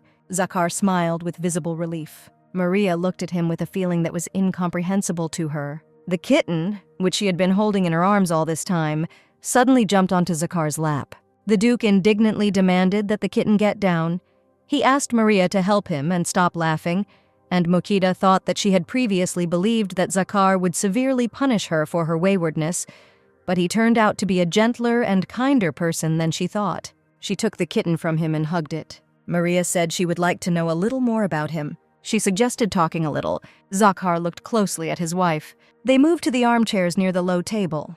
Alfred slept soundly and the kitten warmed up on his bed. Zakar asked what they could talk about. Mochida hesitated for a moment, then said that she had long wondered why the Duke was so harsh with Alfred. He replied that the Brown family had been one of the closest to the king for many generations, so his son had to be raised strictly to match that status. And Mochida exclaimed that she understood such reasons. But the boy was only 5 years old. Zakar said that Alfred should be aware of all the affairs from an early age. Mochida suddenly guessed something and asked if it had happened to him too. Zakar bowed his head and confirmed that it had. Every day his father taught him and shouted at him that he could not do even the simplest things, forcing him to repeat exercises over and over again. The boy made every effort during training to impress his father. He was very keen on his approval and turned to him for support. But his father did not rejoice with him at his achievements. He said that the boy had no talent for it at all. He felt sorry that his son was incapable. Zakar never thought of training as something he didn't want to do. There were times when he simply didn't want to do it, because he was very lonely. Maria said that Zakar does not have to be as strict as his father, and that Alfred can be raised using other methods. And then she remembered how she herself had conducted training with Alfred, and thought that she herself should reconsider her methods before giving advice to others. Zakar dropped his head onto his clasped hands and said that he didn't want Alfred to die.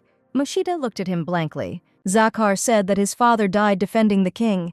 Even such masterfully trained people could die. No matter how much you trained, it was not a decisive factor. Zakar said that he had already lost a precious piece of his soul. Makita realized that the Duke was talking about his first wife, Alfred's mother. She said out loud that she thought Alfred was growing up to be a very good boy. Perhaps the harsh training methods weren't working. Zakar suggested that this was thanks to his late wife, who did a lot to raise Alfred. Mochida said that the boy's mother was a very kind and sweet person. Zakar looked into Maria's eyes in surprise. She asked him what he saw. Zakar looked down and admitted that he once again thought that she was a completely different person, not the way he had previously imagined her. In the past, she was spoken of as a disgusting and terrible villain. Even though this was the original plot of the book, it was hard for Mochida to hear these words over and over again. Zakar glanced sideways towards the bed where Alfred was sleeping. He remembered how the child began to behave when Maria appeared, how the boy said that Maria was his friend.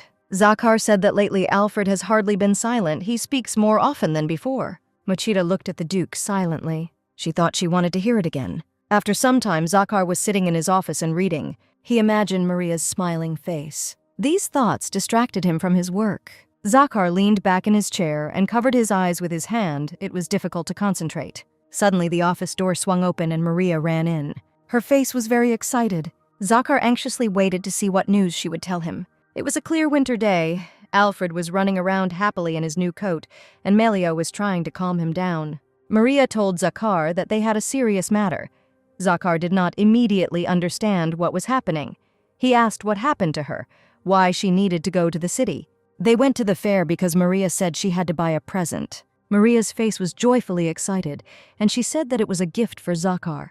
Maria diligently decorated the Christmas tree for the holiday. She really liked what she was doing. Alfred came up with the kitten in his arms and admired how big the tree was. Alfred also wanted to help with the decorations, and he began hanging toys on the lower branches. The boy asked the kitten if he could see how beautiful the tree was. The kitten only meowed in response. Maria said that the cat seemed to like her new name.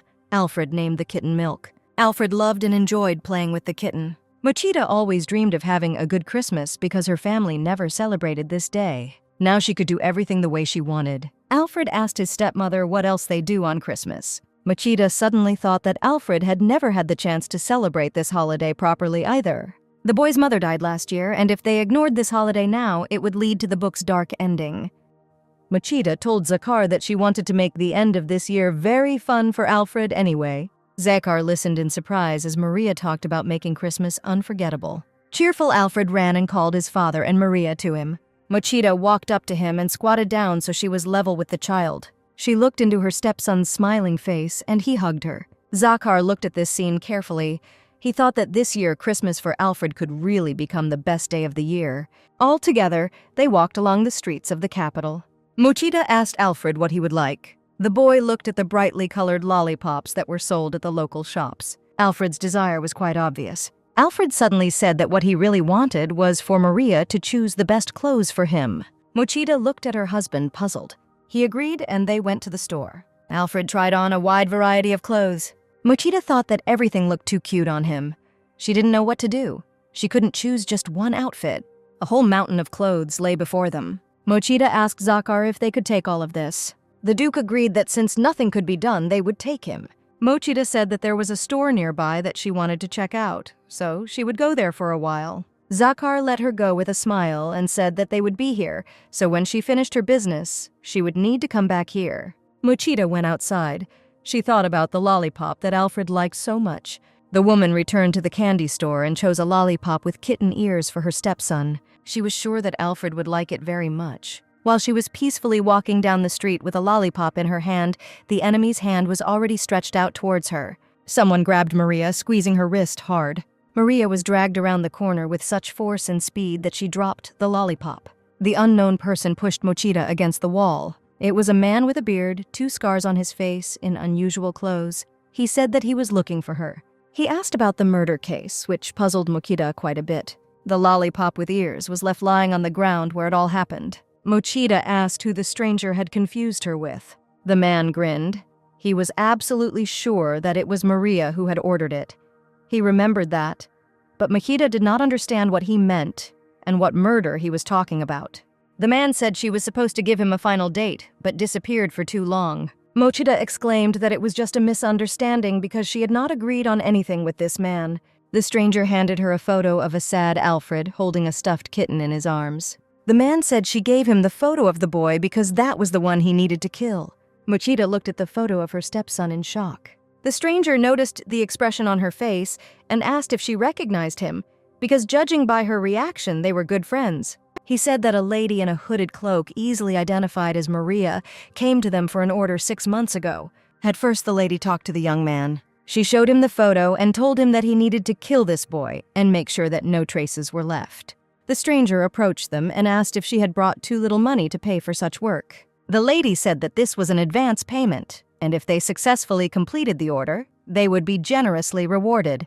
The robbers looked at each other. The elder, the one who had now captured Mochita, suggested to the younger that they go and talk in private.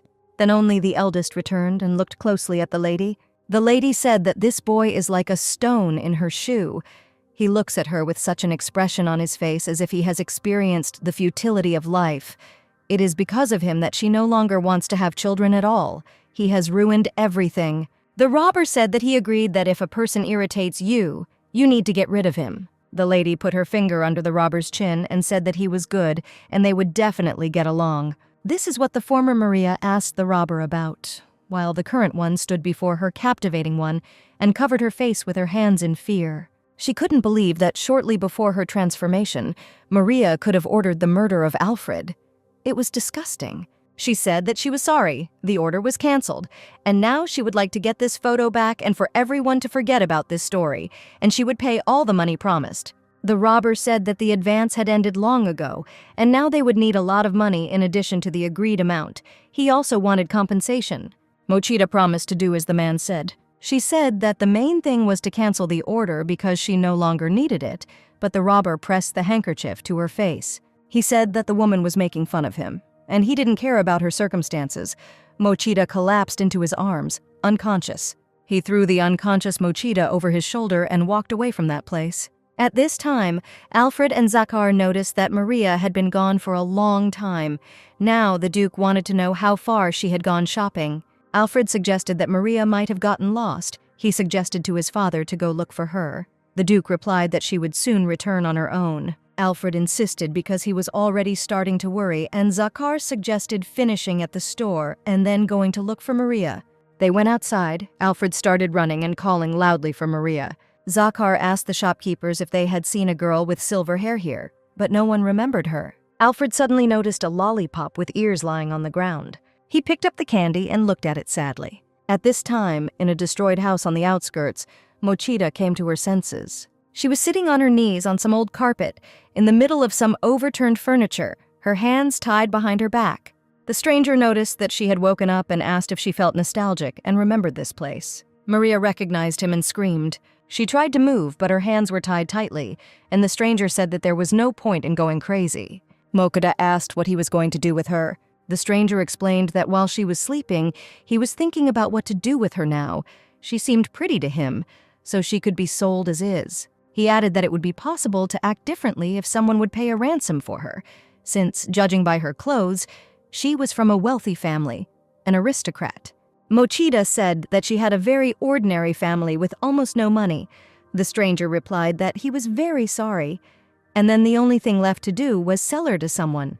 Mochida was very scared. At this time, on the streets of the capital, Alfred was looking at the lollipop with ears in his hand. He recognized the candy he had been looking at recently, and then Maria noticed it. Alfred felt very sad. Perhaps Maria left them in order to buy him this candy. The boy's father approached him and asked what he had found. Alfred began to tell about the candy and Maria, but stopped before finishing, because his father did not know about his son's miraculous power, so he could not talk about what had happened recently. The boy jumped up and ran through the crowd because he felt that Maria was somewhere nearby. By chance, the boy bumped into a passerby, who rudely told him to watch where he was running. Alfred caught the man's thoughts, who thought that he needed to return to his brother as quickly as possible. The boy thought that this man was thinking about Maria. Alfred was very worried because this man was about to leave, but maybe he was not thinking about Maria. But it could have turned out that the stranger had her in mind. Alfred had a plan. The boy was determined to act decisively. He caught up with the stranger and, screaming, grabbed his leg. Alfred shouted loudly, "Uncle, where are you going?" And the stranger tried unsuccessfully to wriggle away. The stranger thought that he needed to return to the vault as quickly as possible. Alfred thought that this was where Maria was being held. The boy didn't know what to do now the stranger tried unsuccessfully to push him away. At some point, the robber succeeded, but Alfred managed to put the candy in his pocket. Alfred fell to the ground. The boy's father helped him up. Zakar caught up with him and now asked if he had hit himself hard. The stranger said that the boy needed to be raised better.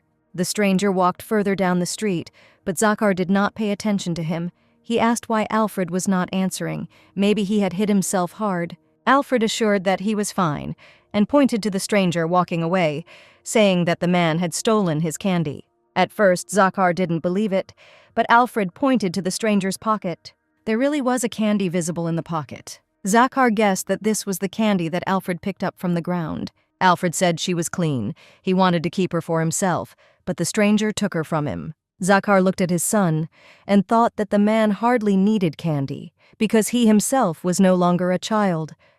Alfred hoped that his father would believe him and would not catch him in a lie. Having thought everything over, Zakar declared that it was unacceptable to take candy from a child. He was going to get her back in time for Alfred's triumph.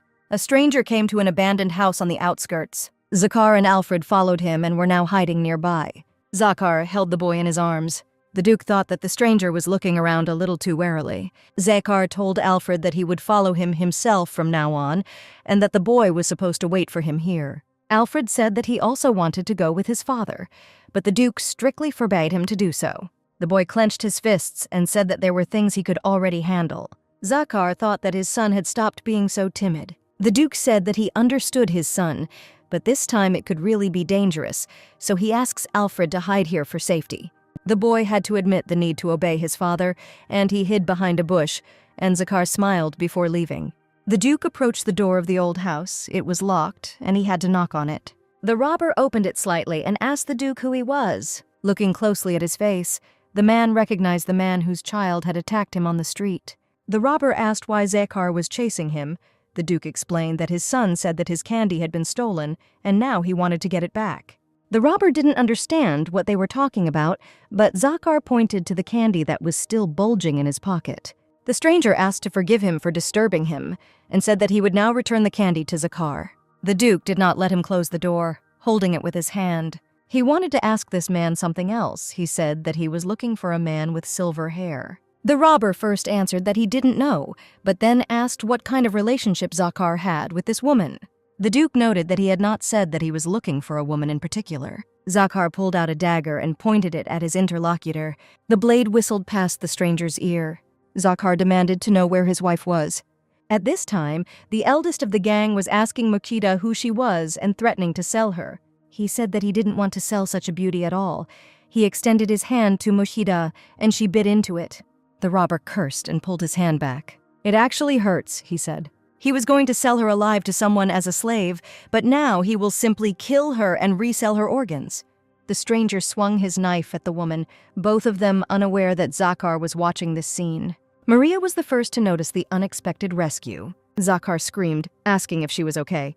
The Duke defeated his first opponent easily. Mochida watched the fight from the sidelines. Zakar ordered his wife to be returned to him. The second robber grabbed the woman, intending to use her as cover. He put a knife to Mochida's throat and ordered him to freeze. The robber asked if he should tell him what would happen if the Duke came even one step closer. A frightened Alfred watched what was happening through the window. He was very worried about Maria and his own father. Dad told the boy to hide, but he was the only one who could help them now. The boy tried to think of what he should do. Alfred made his way into the room from the other side and rushed at the robber. The stranger cursed. With a powerful movement, he shook the boy off his shoulder. Alfred flew a few steps to the side and hit himself hard. The stranger swung a knife at the boy, shouting that if he wanted to die so much, he would gladly help him. Maria rushed to Alfred's aid in horror. The knife plunged into her back, and blood spurted. Alfred looked at this with wide eyes. When he realized what exactly had happened, his eyes filled with tears. Maria was lying on the floor, and Alfred rushed to her, pressing his hand to the wound. He called her name, blood covering his palm. Alfred looked at his own hand in fear. Zakar was already running up to them, pulling his coat off his shoulders. He tried to cover the wound with his thick cloth. The bleeding was too heavy. Alfred cried bitterly, and Zakar thought that at this rate, Maria would bleed to death very quickly. The Duke picked up his wife in his arm. They needed to get to the doctor as quickly as possible. Maria was unconscious. A thin stream of blood was running from her mouth. Mochida saw before her sunlit, flowering meadows through which she walked, dressed in a light, airy dress. It was an incredible, wonderful place. She reached the river and carefully stepped barefoot into the pearly water. Mochida entered the river and slowly walked to the other bank. Suddenly, she heard someone calling her Mom. That familiar child's voice was shouting. Mochida turned around. Not understanding what it was, she heard something. The wind blew through her hair and swirled the delicate flower petals. Mochida thought she was imagining things, and besides, she needed to get to the other side. The child's voice rang out again. "Mom, no, don't go!" this child screamed. Mochida realized that she remembered that voice. She suddenly realized that it was Alfred. The boy stood on the shore from which Mochida was moving away and cried bitterly. Alfred couldn't open his eyes because of tears. He continued to call her mom and asked her not to die. Mochida was very excited. Alfred called her, cried, and called her mom. The boy sat next to the bed and could not hold back his sobs. The gray-haired doctor said he had done everything he could, but the patient's condition was critical. "No, Mommy," repeated Alfred. "I feel so good with you, Maria. You are like a mother to me." Mary's eyes remained closed. There in the sunlit meadows, Mochida frowned determinedly. She had to return to Alfred. She didn't want to see him cry anymore, his sad face. Mochida climbed out of the water and started running across the flowering meadow. She called out loudly for Alfred. The boy continued to cry and did not move from his place. Maria opened her eyes. She was lying in bed. Alfred leaned over her and actually shouted, calling her mom. Mochida reached her hand with difficulty to his face and said that he calls her mom. Alfred looked at her with eyes full of tears. He said that she was his mother, and Mochida couldn't hold back her tears either. She hugged the boy and thanked him. Then Mochida saw Zakar, who was standing next to the bed and looking at them. Suddenly, the man also knelt down next to the bed and hugged Maria. Mochida couldn't believe what was happening. The Duke hugged her, pressed her to himself, said that he was so glad he was afraid that she would never wake up again. Mochida suddenly realized that she reminded Zakar of how his first wife died. She asked to be forgiven for making everyone worry about her. Time passed, Maria slowly recovered, and she could already go for a walk in the garden. Zakar himself supported her, but it was still very difficult to walk. It was Alfred who suggested that they walk together a little every day. Pain shot through my back at the sight of the wound. Zakar said that if she was in pain, he could call the doctor again, but Mochida objected that she had only recently been prescribed treatment. She hugged Alfred and asked him not to worry about her, because she would get better very soon. The boy held out his little finger to her and told her to promise that Maria would not force herself to do anything. Mochida happily shook his little finger with her own. Alfred ran off to train happily, and the woman waved at him. She liked that he now called her mom. Mochida was very happy since he started addressing her like that. Alfred came to her to share his successes, telling her that he had become stronger. He touched her hands and heard her thoughts. He promised that he would become even stronger and would always protect his mother. Mochida remembered the first time she met Alfred, how he was afraid of her and trembled from everything. The woman thought that they all avoided that dark ending that she read about in the book. From that day on, Alfred trained of his own free will, and Zakar noticed that children grow up faster than you can pay attention to it. Alfred has changed so much since Maria came along. Zakar and Mochida were sitting on the balcony at a low table and drinking tea. The Duke said that Alfred had not previously been one of those children who would risk himself or say that he wanted to be useful for someone else. Mochida objected. She thought that Alfred was originally always a kind and strong child. She added that in this, the boy resembled his father, and looked at the Duke's confused face. Zakar was embarrassed, and thanking Mochida lowered his gaze. He wanted to ask Maria a question, but refrained from doing so until the Duchess had fully recovered. He wanted to know why Maria was attacked. Mochida was not ready to discuss it. She didn't know what to answer, because she couldn't say that it was the previous Maria who wanted to kill Alfred. Mochida said that while she was walking down the street, these men surrounded her, and when she started to make a scene, they took her away by force. Zakar ordered to simply run away from such people next time, because if you once attract their attention, they can pursue you to the end. Mochida promised with relief to be careful in the future, and thought that she did not know what else this witch Maria could have done in the past. Zakar said that she risked her life to protect Alfred, and he appreciates it very much. Mochida was surprised. She didn't expect to hear something like that, but she replied that there was nothing to thank her for. She smiled widely and announced that she was Alfred's mother. Zakar smiled back. He agreed with her. Mochida thought her husband had a very cute smile. Zakar said that while Maria was ill, His Majesty sent them an invitation to tea, but since Maria's injury had not yet healed, he was thinking of refusing. Maria asked if Prince Carlos would be there, and when she learned that he would be, she became thoughtful. In the original story, Alfred's feud with Prince Carlos led him down the path of evil. At the last ball, an ugly conflict also broke out between the children. This couldn't go on like this, so Mochida said she wanted them to go to tea together. Watching Alfred fence with Malio, the woman thought that the boy had become stronger since then. She wished the children had another chance to become friends.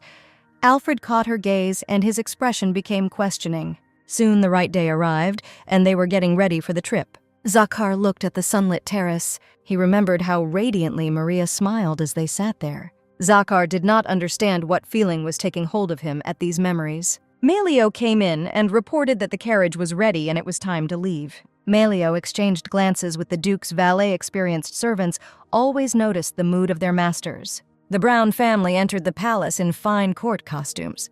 Everything around was decorated so interestingly that Mochida and Alfred could not contain their exclamations of delight. Alfred exclaimed how many beautiful flowers there were around.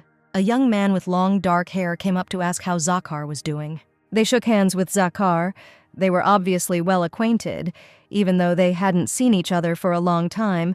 A little girl was standing next to the stranger. The stranger bowed to Maria and introduced himself. His name was Count Noir. Maria was glad to meet her new friend. The girl next to the Count was surprisingly pretty. She had bright green eyes, long hair, and a soft blue dress with lots of frills. The Count said that this was his daughter, Anna. The girl came out from behind her father and made a graceful curtsy, holding a large book in one hand. "Let me introduce myself," said the girl. "I'm Anna Noir." Mochida was absolutely delighted. The girl completely charmed her. Alfred also looked at Anna and was noticeably embarrassed. Zakar told his son to say hello too. Alfred walked up to Anna, bowed, and awkwardly introduced himself. Anna smiled radiantly. Alfred also had a book with him, and he showed Anna its cover, on which was drawn a princess in a crown. It seemed to him that Anna looked very much like this princess. Count Noir said that the children were about the same age, so he hoped that they would get along well. Maria leaned over to Alfred and said that she and Anna could finally go play together. His Majesty invited the adults to his place, so they went to the meeting hall. Tables for the guests were set in a large ceremonial hall. A group of Maria's friends were already waiting for Mochida, who wanted to know everything about pewter dishes and jewelry, because everyone had already heard that Lady Maria had invented it. The girls loudly admired how smart and beautiful she was, and persuaded her to share all her secrets. Mochida laughingly objected that it was not such a big deal. She really wanted a break from this endless stream of flattery. She was impatiently waiting for Zakar to return. Finally, she decided to say that she was worried about her son and needed to find him. It was a great excuse to escape from the flock of girls chirping after her. Running out of the hall, Mochida leaned against the door with relief and wiped her forehead with her hand. She noticed Alfred and Anna sitting next to each other on a bench, reading a book together. Both were very pleased with this activity. Alfred showed an illustration of the princess and said that Anna looked very much like her. These words of Alfred's confused both children a little. Mochida thought with affection that this girl could be Alfred's first love. At that moment, Prince Carlos approached and, seeing Anna, declared that he had looked everywhere for her. Carlos's expression as he looked at Alfred was quite arrogant. Anna asked the prince what happened. Carlos said he wanted to show Anna his horse. Anna smiled and asked if Alfred could go with them. Alfred was very surprised when the girl asked him if he wanted to see the horse too. Alfred also approached the prince with this request. Carlos was visibly angry, but Anna looked at him so sadly. The prince had to give in to the requests. Alfred and Anna were very happy. They smiled and wanted to spend more time together. Prince Carlos also noticed these signs of a budding friendship. He had been looking forward to this meeting with Anna, and now he was annoyed. Mochida wondered if everything was okay with the children, but she didn't feel good about interfering too often in conflicts between the children. She herself once didn't like it when her father interfered. It was even more impolite to interfere with one's child's first love, so Mochida returned to the hall. The three children approached the grooms who were holding two horses, and the prince said that both belonged to him. Both were very beautiful, one completely white, the other black. Alfred and Anna were delighted with the horses. Alfred tried to approach the black one, but the horse shook its head angrily. Anna laughed, and Carlos looked at them thoughtfully and displeasedly. Alfred was clearly frightened by the black horse's behavior. Carlos smiled. He had a plan ready. The prince turned to Alfred with this smile and crossed his arms over his chest. Carlos told Alfred to take the black horse. The prince declared that it was an honorary horse of the royal family, and Alfred had no choice but to agree. Alfred looked frightened, and the prince thought triumphantly that this weakling would not be able to mount such a wild horse and would disgrace himself in front of Anna. The servant helped the prince into the saddle of a white horse. Carlos said that Anna would go with him. The girl agreed and was soon sitting behind the prince while things were not going so well for Alfred. The black horse was clearly angry about something. As soon as the boy was in the saddle, his horse began to buck, trying to throw him off. Alfred grabbed her neck with both hands to keep from falling and asked for help. Anna was very worried, but Prince Carlos was amused by his rival's fear. The servants lifted Alfred from the horse's back. They asked the boy if he was hurt. Alfred managed to read the thoughts of the groom who helped him.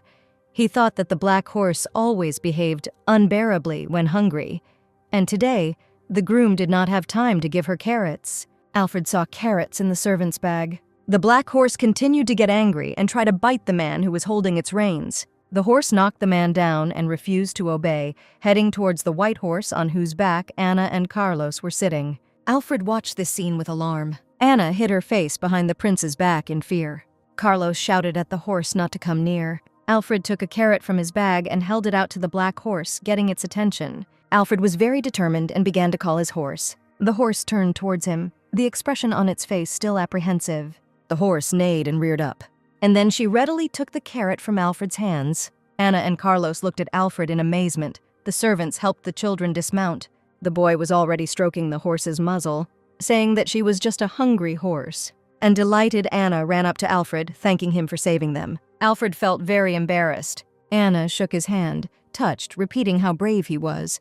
Carlos also approached them and said that it was just an accident, and before that, Alfred was very scared. Anna said that the prince had been scared before too, but the prince did not want to remember it. Anna asked how about thanking him for his help first. Carlos was indignant that he had to do that. Alfred said that it was okay, it would be better if they just played together sometime, and extended his hand to the prince. Anna was very happy, clapped her hands and called it a friendly handshake. The prince snorted. What could he do? This time he would admit it, and shook Alfred's hand. Alfred laughed happily. Anna was also very pleased with how everything turned out, but Prince Carlos felt quite embarrassed. Carlos accepted the situation, but he still didn't like it very much. Then Alfred enthusiastically told his father and Maria about everything that had happened, his eyes shining. What Alfred liked most was that Anna called him very brave, and he finished his story by saying that this is how he became friends with Prince Carlos. Maria stroked his head and said that he was a smart boy, and it seemed to her that the relationship between the boys had really improved. Mochida asked Zakar how his conversation with His Majesty went. The Duke admitted that he had received a report that the tin production had decreased, so he urgently needed to go and inspect the mines. Maria was alarmed by this news. She thought it was very strange because so little time had passed, especially since it was connected with her father, which meant that there was definitely something wrong there. Mochida said that since it was related to her family, he would go too. Alfred immediately raised his hand and declared that he would go too. So they went to the mine with the whole family. Daniel was already waiting for them. He thanked the Duke for his visit, and Zakar apologized for the suddenness of the visit. Daniel offered to show the guests the way. But literally right away, they encountered a group of unfriendly workers. Zakar didn't understand what was happening and looked questioningly at Daniel. One of the workers rudely asked what this official was doing here. Zakar said that he recently received a report that production volumes had decreased. The workers began to make an indignant noise. They accused Zakar of lying, of simply wanting them to work even harder here. They demanded decent pay. Zakar tried to explain that he pays everyone a good salary. They didn't let him finish speaking. The enraged workers shouted that they were constantly being forced to work more and more and were being paid less, that the aristocrats were taking all the profits for themselves, and that the country was to blame for everything, since it simply enjoyed the suffering of others. Maria looked at the crowd of workers and did not understand what was happening. Zakar tried to stop the unrest and, raising his voice, demanded that people calm down. One of the workers threw a shovel into a pile of earth and declared that since this had happened, he was quitting the job. Others followed his example. Daniel tried unsuccessfully to shout to them and find out what had suddenly happened. He did not wait for an explanation. He began to call them to come back. Mochida hugged the frightened Alfred to her. Zakar looked very thoughtful. They returned to the Darnoff estate. Zakar resolutely headed to the head of the family's office. Marquis Darn looked up from his papers and asked why his guest had entered without knocking. Zakar asked to show him the report on the distribution of wages to workers, but the Marquis replied that it was Zakar's fault that he had a strike. The Marquis turned back to his papers and noted that Zakar should first apologize. Maria ran to the door of her father's office. She thought that she came here because of her worries about Zakar, but she was late to enter that door. The Duke said the problem was that Mr. Darn was underpaying the miners, but Mary's father thought the pay was sufficient. While the tin industry in the country was growing, government aid remained unchanged. Additional funds were needed for further expansion of production, and the Marquis hoped for a quick response. Although the Marquis said there is another option, in which all the profits from the tin industry belong to the Darn family. Zakar looked at this man and did not immediately find what to say to him. He exclaimed that tin was the property of a state enterprise and could not be owned entirely by one family. The Marquis smiled and said that in that case there was no choice but to stop the mining. Since it was not possible to achieve cooperation with Zakar, the Marquis was going to write about this to the king. Zakhar looked at his interlocutor, with difficulty holding back his words and emotions. He said that he understood the Marquis and asked for forgiveness once again, after which he turned around and left, leaving his interlocutor to enjoy his victory. Maria and Alfred were waiting for him outside the door, but they did not dare to ask anything. Mochida watched silently as the Duke walked away down the corridor. She was very worried and didn't know what to do, because at this rate all the blame for the problems with the mine would fall on Zakhar. Mochida saw what was happening as a sinister plan by the Darn family, and she was going to somehow stop it from happening. Alfred took Maria's hand and heard her trying to think of something. The boy realized that his dad was in danger. This meant that he had to do something about it too. Alfred looked at his palm, and the thought occurred to him that his power could help. "Mommy," Alfred said, "trust me." Mochida didn't have time to hold him back, and the boy quickly ran into the Marquis of Darn's office. Alfred was determined to save his father. The boy approached the Marquis of Darn's desk and addressed him as grandfather. The Marquis asked what he wanted. Alfred didn't answer. He just waved his hands as if asking for something. The Marquis, laughing, sat the boy on his lap and said that he was spoiled. Alfred heard what this man was thinking, and these thoughts frightened him. The old man didn't like him at all. He found him disgusting. The boy was very scared, but he understood that he was doing all this for his dad. With a cheerful smile, Alfred extended his hand to the table with documents, asking his grandfather what kind of papers these were. Marquis Darn tried to stop the boy from touching his things without permission. He thought at the same time that it would be better not to show his documents about mining operations even to children. Alfred thought that the mining documents might be important. Marquis Darn thought that if he could hide these papers, then Zakhar would have no chance of winning. The miners had done a good job. Now all that was needed was to report what was happening to the king. Marquis Darn imagined with a malicious grin how trust in Zakhar would be destroyed. Alfred realized that all the troubles were the work of this man. The boy reached for the table, determined to take those papers for his dad's sake. Alfred grabbed the notebook with notes from the table and started to run, despite the Marquis's angry shout. The Marquis wanted to know where the boy ran with his documents. Alfred was very scared. He shouted that he liked the notebook, so he would take it for himself. Marquis Darn was beside himself with rage, because if Zakhar saw these records, he would immediately find out where the money was spent. Alfred rushed out of the office with his notebook. Maria stood on the threshold. Marquis Darn shouted to his daughter to grab the boy. Mochida didn't even think about doing this, putting her hands behind her back. She laughed and said that she had accidentally missed Alfred. Marquis Darn was very angry and told his daughter to catch up with Alfred and not pretend to be awkward. Mochida ran after the boy, calling his name loudly. Alfred looked back and realized it was Maria, but he did not stop immediately. First, they ran to a place where no one could see them, and then Alfred handed Maria a notebook. He told her that there were records about money and a mine there. Mochida realized that this was the secret notebook of Maria's father. Alfred added that the Marquis of Darn was also organizing some kind of strikes. Mochida exclaimed in amazement, unable to believe that he had gone so far. At this point, the old man finally discovered the hiding place of his daughter and her stepson, and was now knocking on the door to get his notebook back. Mochida felt very angry. She opened the door and told her father that she had caught Alfred, but he didn't have any notebook with him. The boy said that he had accidentally dropped it somewhere, and the Marquis of Darn was furious. The Marquis shouted to the servants to find the notebook at all costs, but in fact it was with Maria. Mochida said that she would scold Alfred properly later. The servants were running off their feet at this time, and the angry shouts of the Marquis only spurred on the commotion. Mochida placed her hand gently on Alfred's shoulder and smiled at him. She thought that Alfred was a great guy, and she wanted the boy to know these thoughts of hers. Alfred's frightened expression turned into an interested one. Maria smiled dazzlingly at him. Soon they were both laughing merrily. Maria was glad, because as long as she had this notebook, she could expose all of her father's evil deeds. She couldn't say it out loud, but she wanted Alfred to share her joy, so she conveyed this image to him mentally. At this time, Zakhar came up and asked his wife what was going on here. Mochida told him that the Marquis had lost something, and everyone was looking for it. Zakhar said that he was now going to meet with the head of the miners. Maria and Alfred both wanted to go with Zakhar. The Duke did not object. Mochida thought they could show the notebook as evidence and end the strike. She handed the notebook to her husband when they were already sitting in the carriage. Maria explained that it was an accounting book that her father had hidden, and that the records were related to the mine. Zakhar opened the notebook and began to read it. A lot of things became clear to him now. When they reached the mine, they saw a group of workers resting near a fire. The Duke and Duchess approached them. Alfred walked with his parents, Maria's hands resting on his shoulders. One of the workers turned around and, seeing the Duke, remarked out loud that he had appeared again.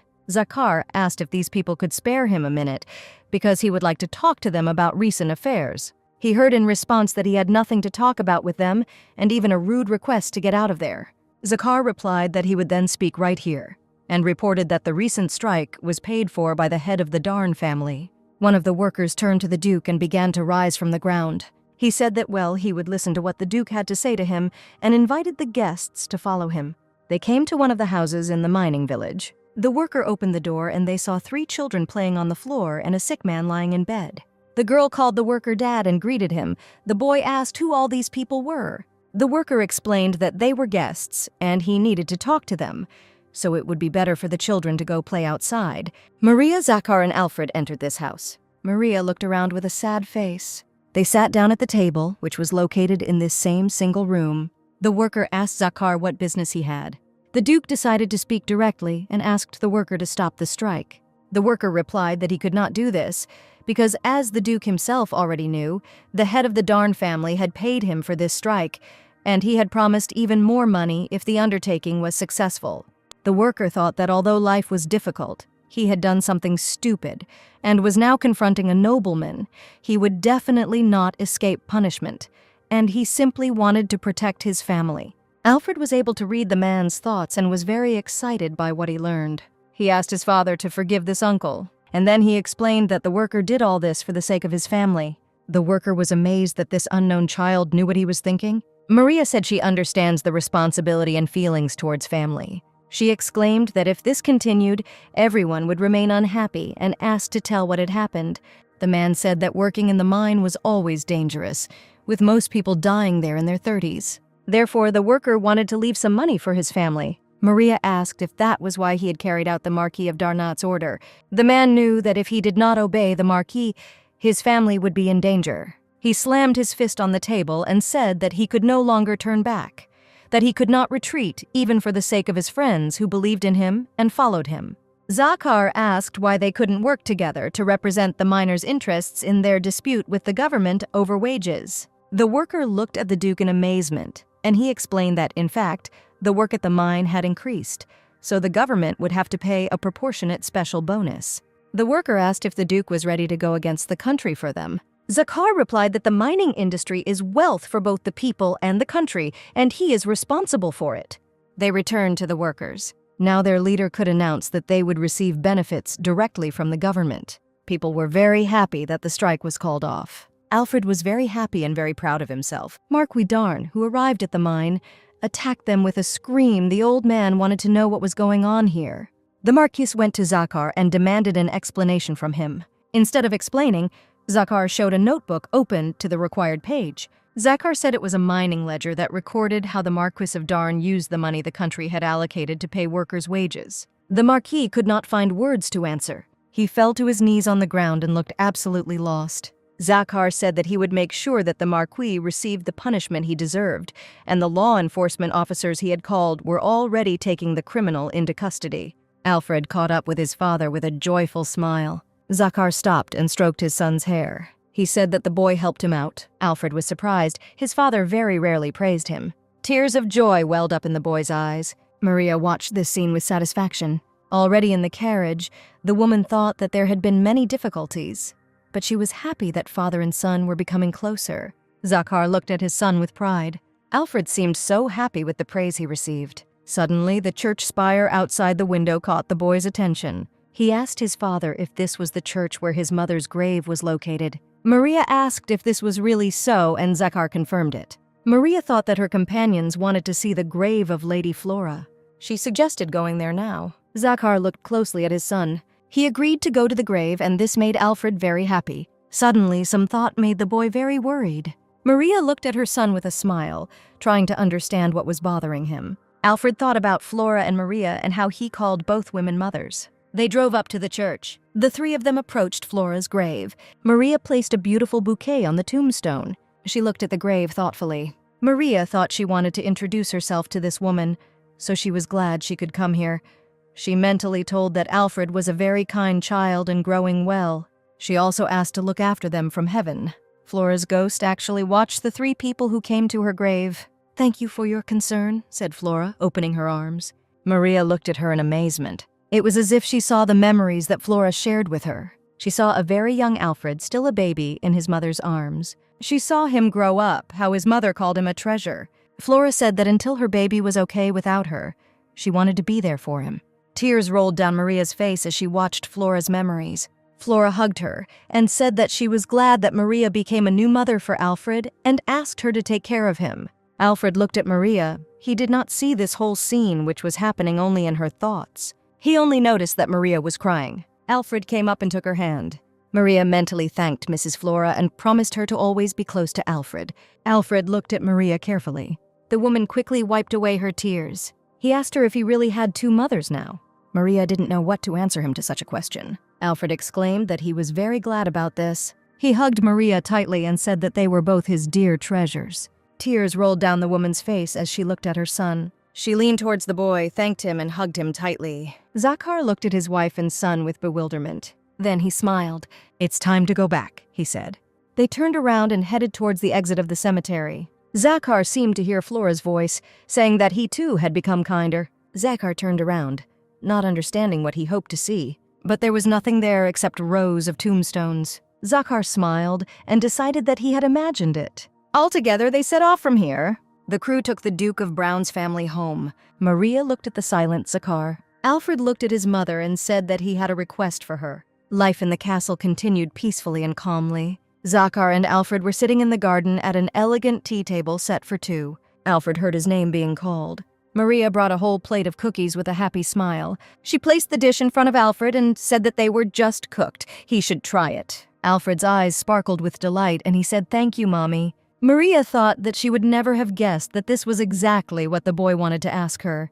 The boy brought her the recipe and asked her to make exactly these cookies. Maria thought that Alfred greatly missed the taste that reminded him of Madame Flora. Alfred tried one cookie and grimaced with an indignant cry. Maria rushed to her son, dying of worry for him, but the boy simply did not like the taste of the treat. Zakhar also tried one cookie. Maria herself took a bite. It was terribly salty. Apparently, she mixed up the salt and sugar when she cooked it. Maria was upset and embarrassed by the failure. She asked for forgiveness and promised to try to make cookies again later. She never thought that she was capable of making such a simple mistake. Zakhar smiled and told her not to worry. Everything was fine, and besides, at least they had now tried the salty cookies. Maria couldn't believe what she heard and awkwardly looked up at her husband. Zakhar smiled dazzlingly and said that she was good just the way she was. Maria was amazed by such words. "What are you doing all of a sudden?" she asked the Duke, but he only laughed in response. She didn't know that Zakhar was thinking at that time about Flora, who was telling him to be kinder. The family tea party continued. Maria thought it was so strange that when she was reborn, she couldn't even make a sound. She thought she would be killed like in the original story. She remembered how she and Alfred had made a childhood vow, holding each other's little fingers. She remembered how tightly she hugged the boy. Before her eyes again was the scene of how Alfred rushed to protect her from the robber. The baby helped her a lot, and together they coped with all this. Maria herself did not notice how she truly fell in love with the boy. A lot had happened to them all, and now they were becoming more and more like a family. Next time I need to do it without mistakes, Maria thought, biting into another salty cookie. Following the clear day, night came. Maria was getting ready to go to bed when she suddenly heard a knock on the door. Alfred stood at the threshold. He said that he had a nightmare, so he asked permission to sleep here. He dreamed that he had grown up and killed Maria and his father. The woman saw this as a sign of death. She could not believe in such a terrible omen. She had to dispel the ominous dream at all costs. Maria extended her arms to the boy and said that, of course, they could sleep together. She smiled when Alfred said hooray. She didn't expect Zakhar to appear on the threshold. Alfred turned to him and said that Maria had given permission. All 3 of them went to bed, but Maria couldn't close her eyes, trying to understand what was happening. She turned her face to the Duke and said that she was surprised that the Duke had come too. Zakhar looked into her eyes. He cleared his throat and replied that when he was little, he was also afraid to sleep alone. Maria looked at him in amazement. She couldn't help but giggle, and Zakhar asked if she was laughing. Alfred opened his eyes and looked at her. He said he liked it when his parents smiled. Maria reached out and stroked her son's hair. She thought that she, too, became happy when she saw his joyful smile, happier than anyone in the world. Alfred smiled happily. Zakhar silently looked ahead. He heard Alfred calling him and Maria Mommy and Daddy. The boy took Maria's hand with a happy smile. He placed his other hand in Zakhar's palm and said that they would now always sleep together like this. Maria didn't know what to answer, but Zakhar said that it was okay from time to time. Maria was very embarrassed by this situation, but Alfred laughed. She looked at her happy son. She thought that she always wanted to live in such harmony. Whatever happens next, Maria will not allow Alfred to become a villain.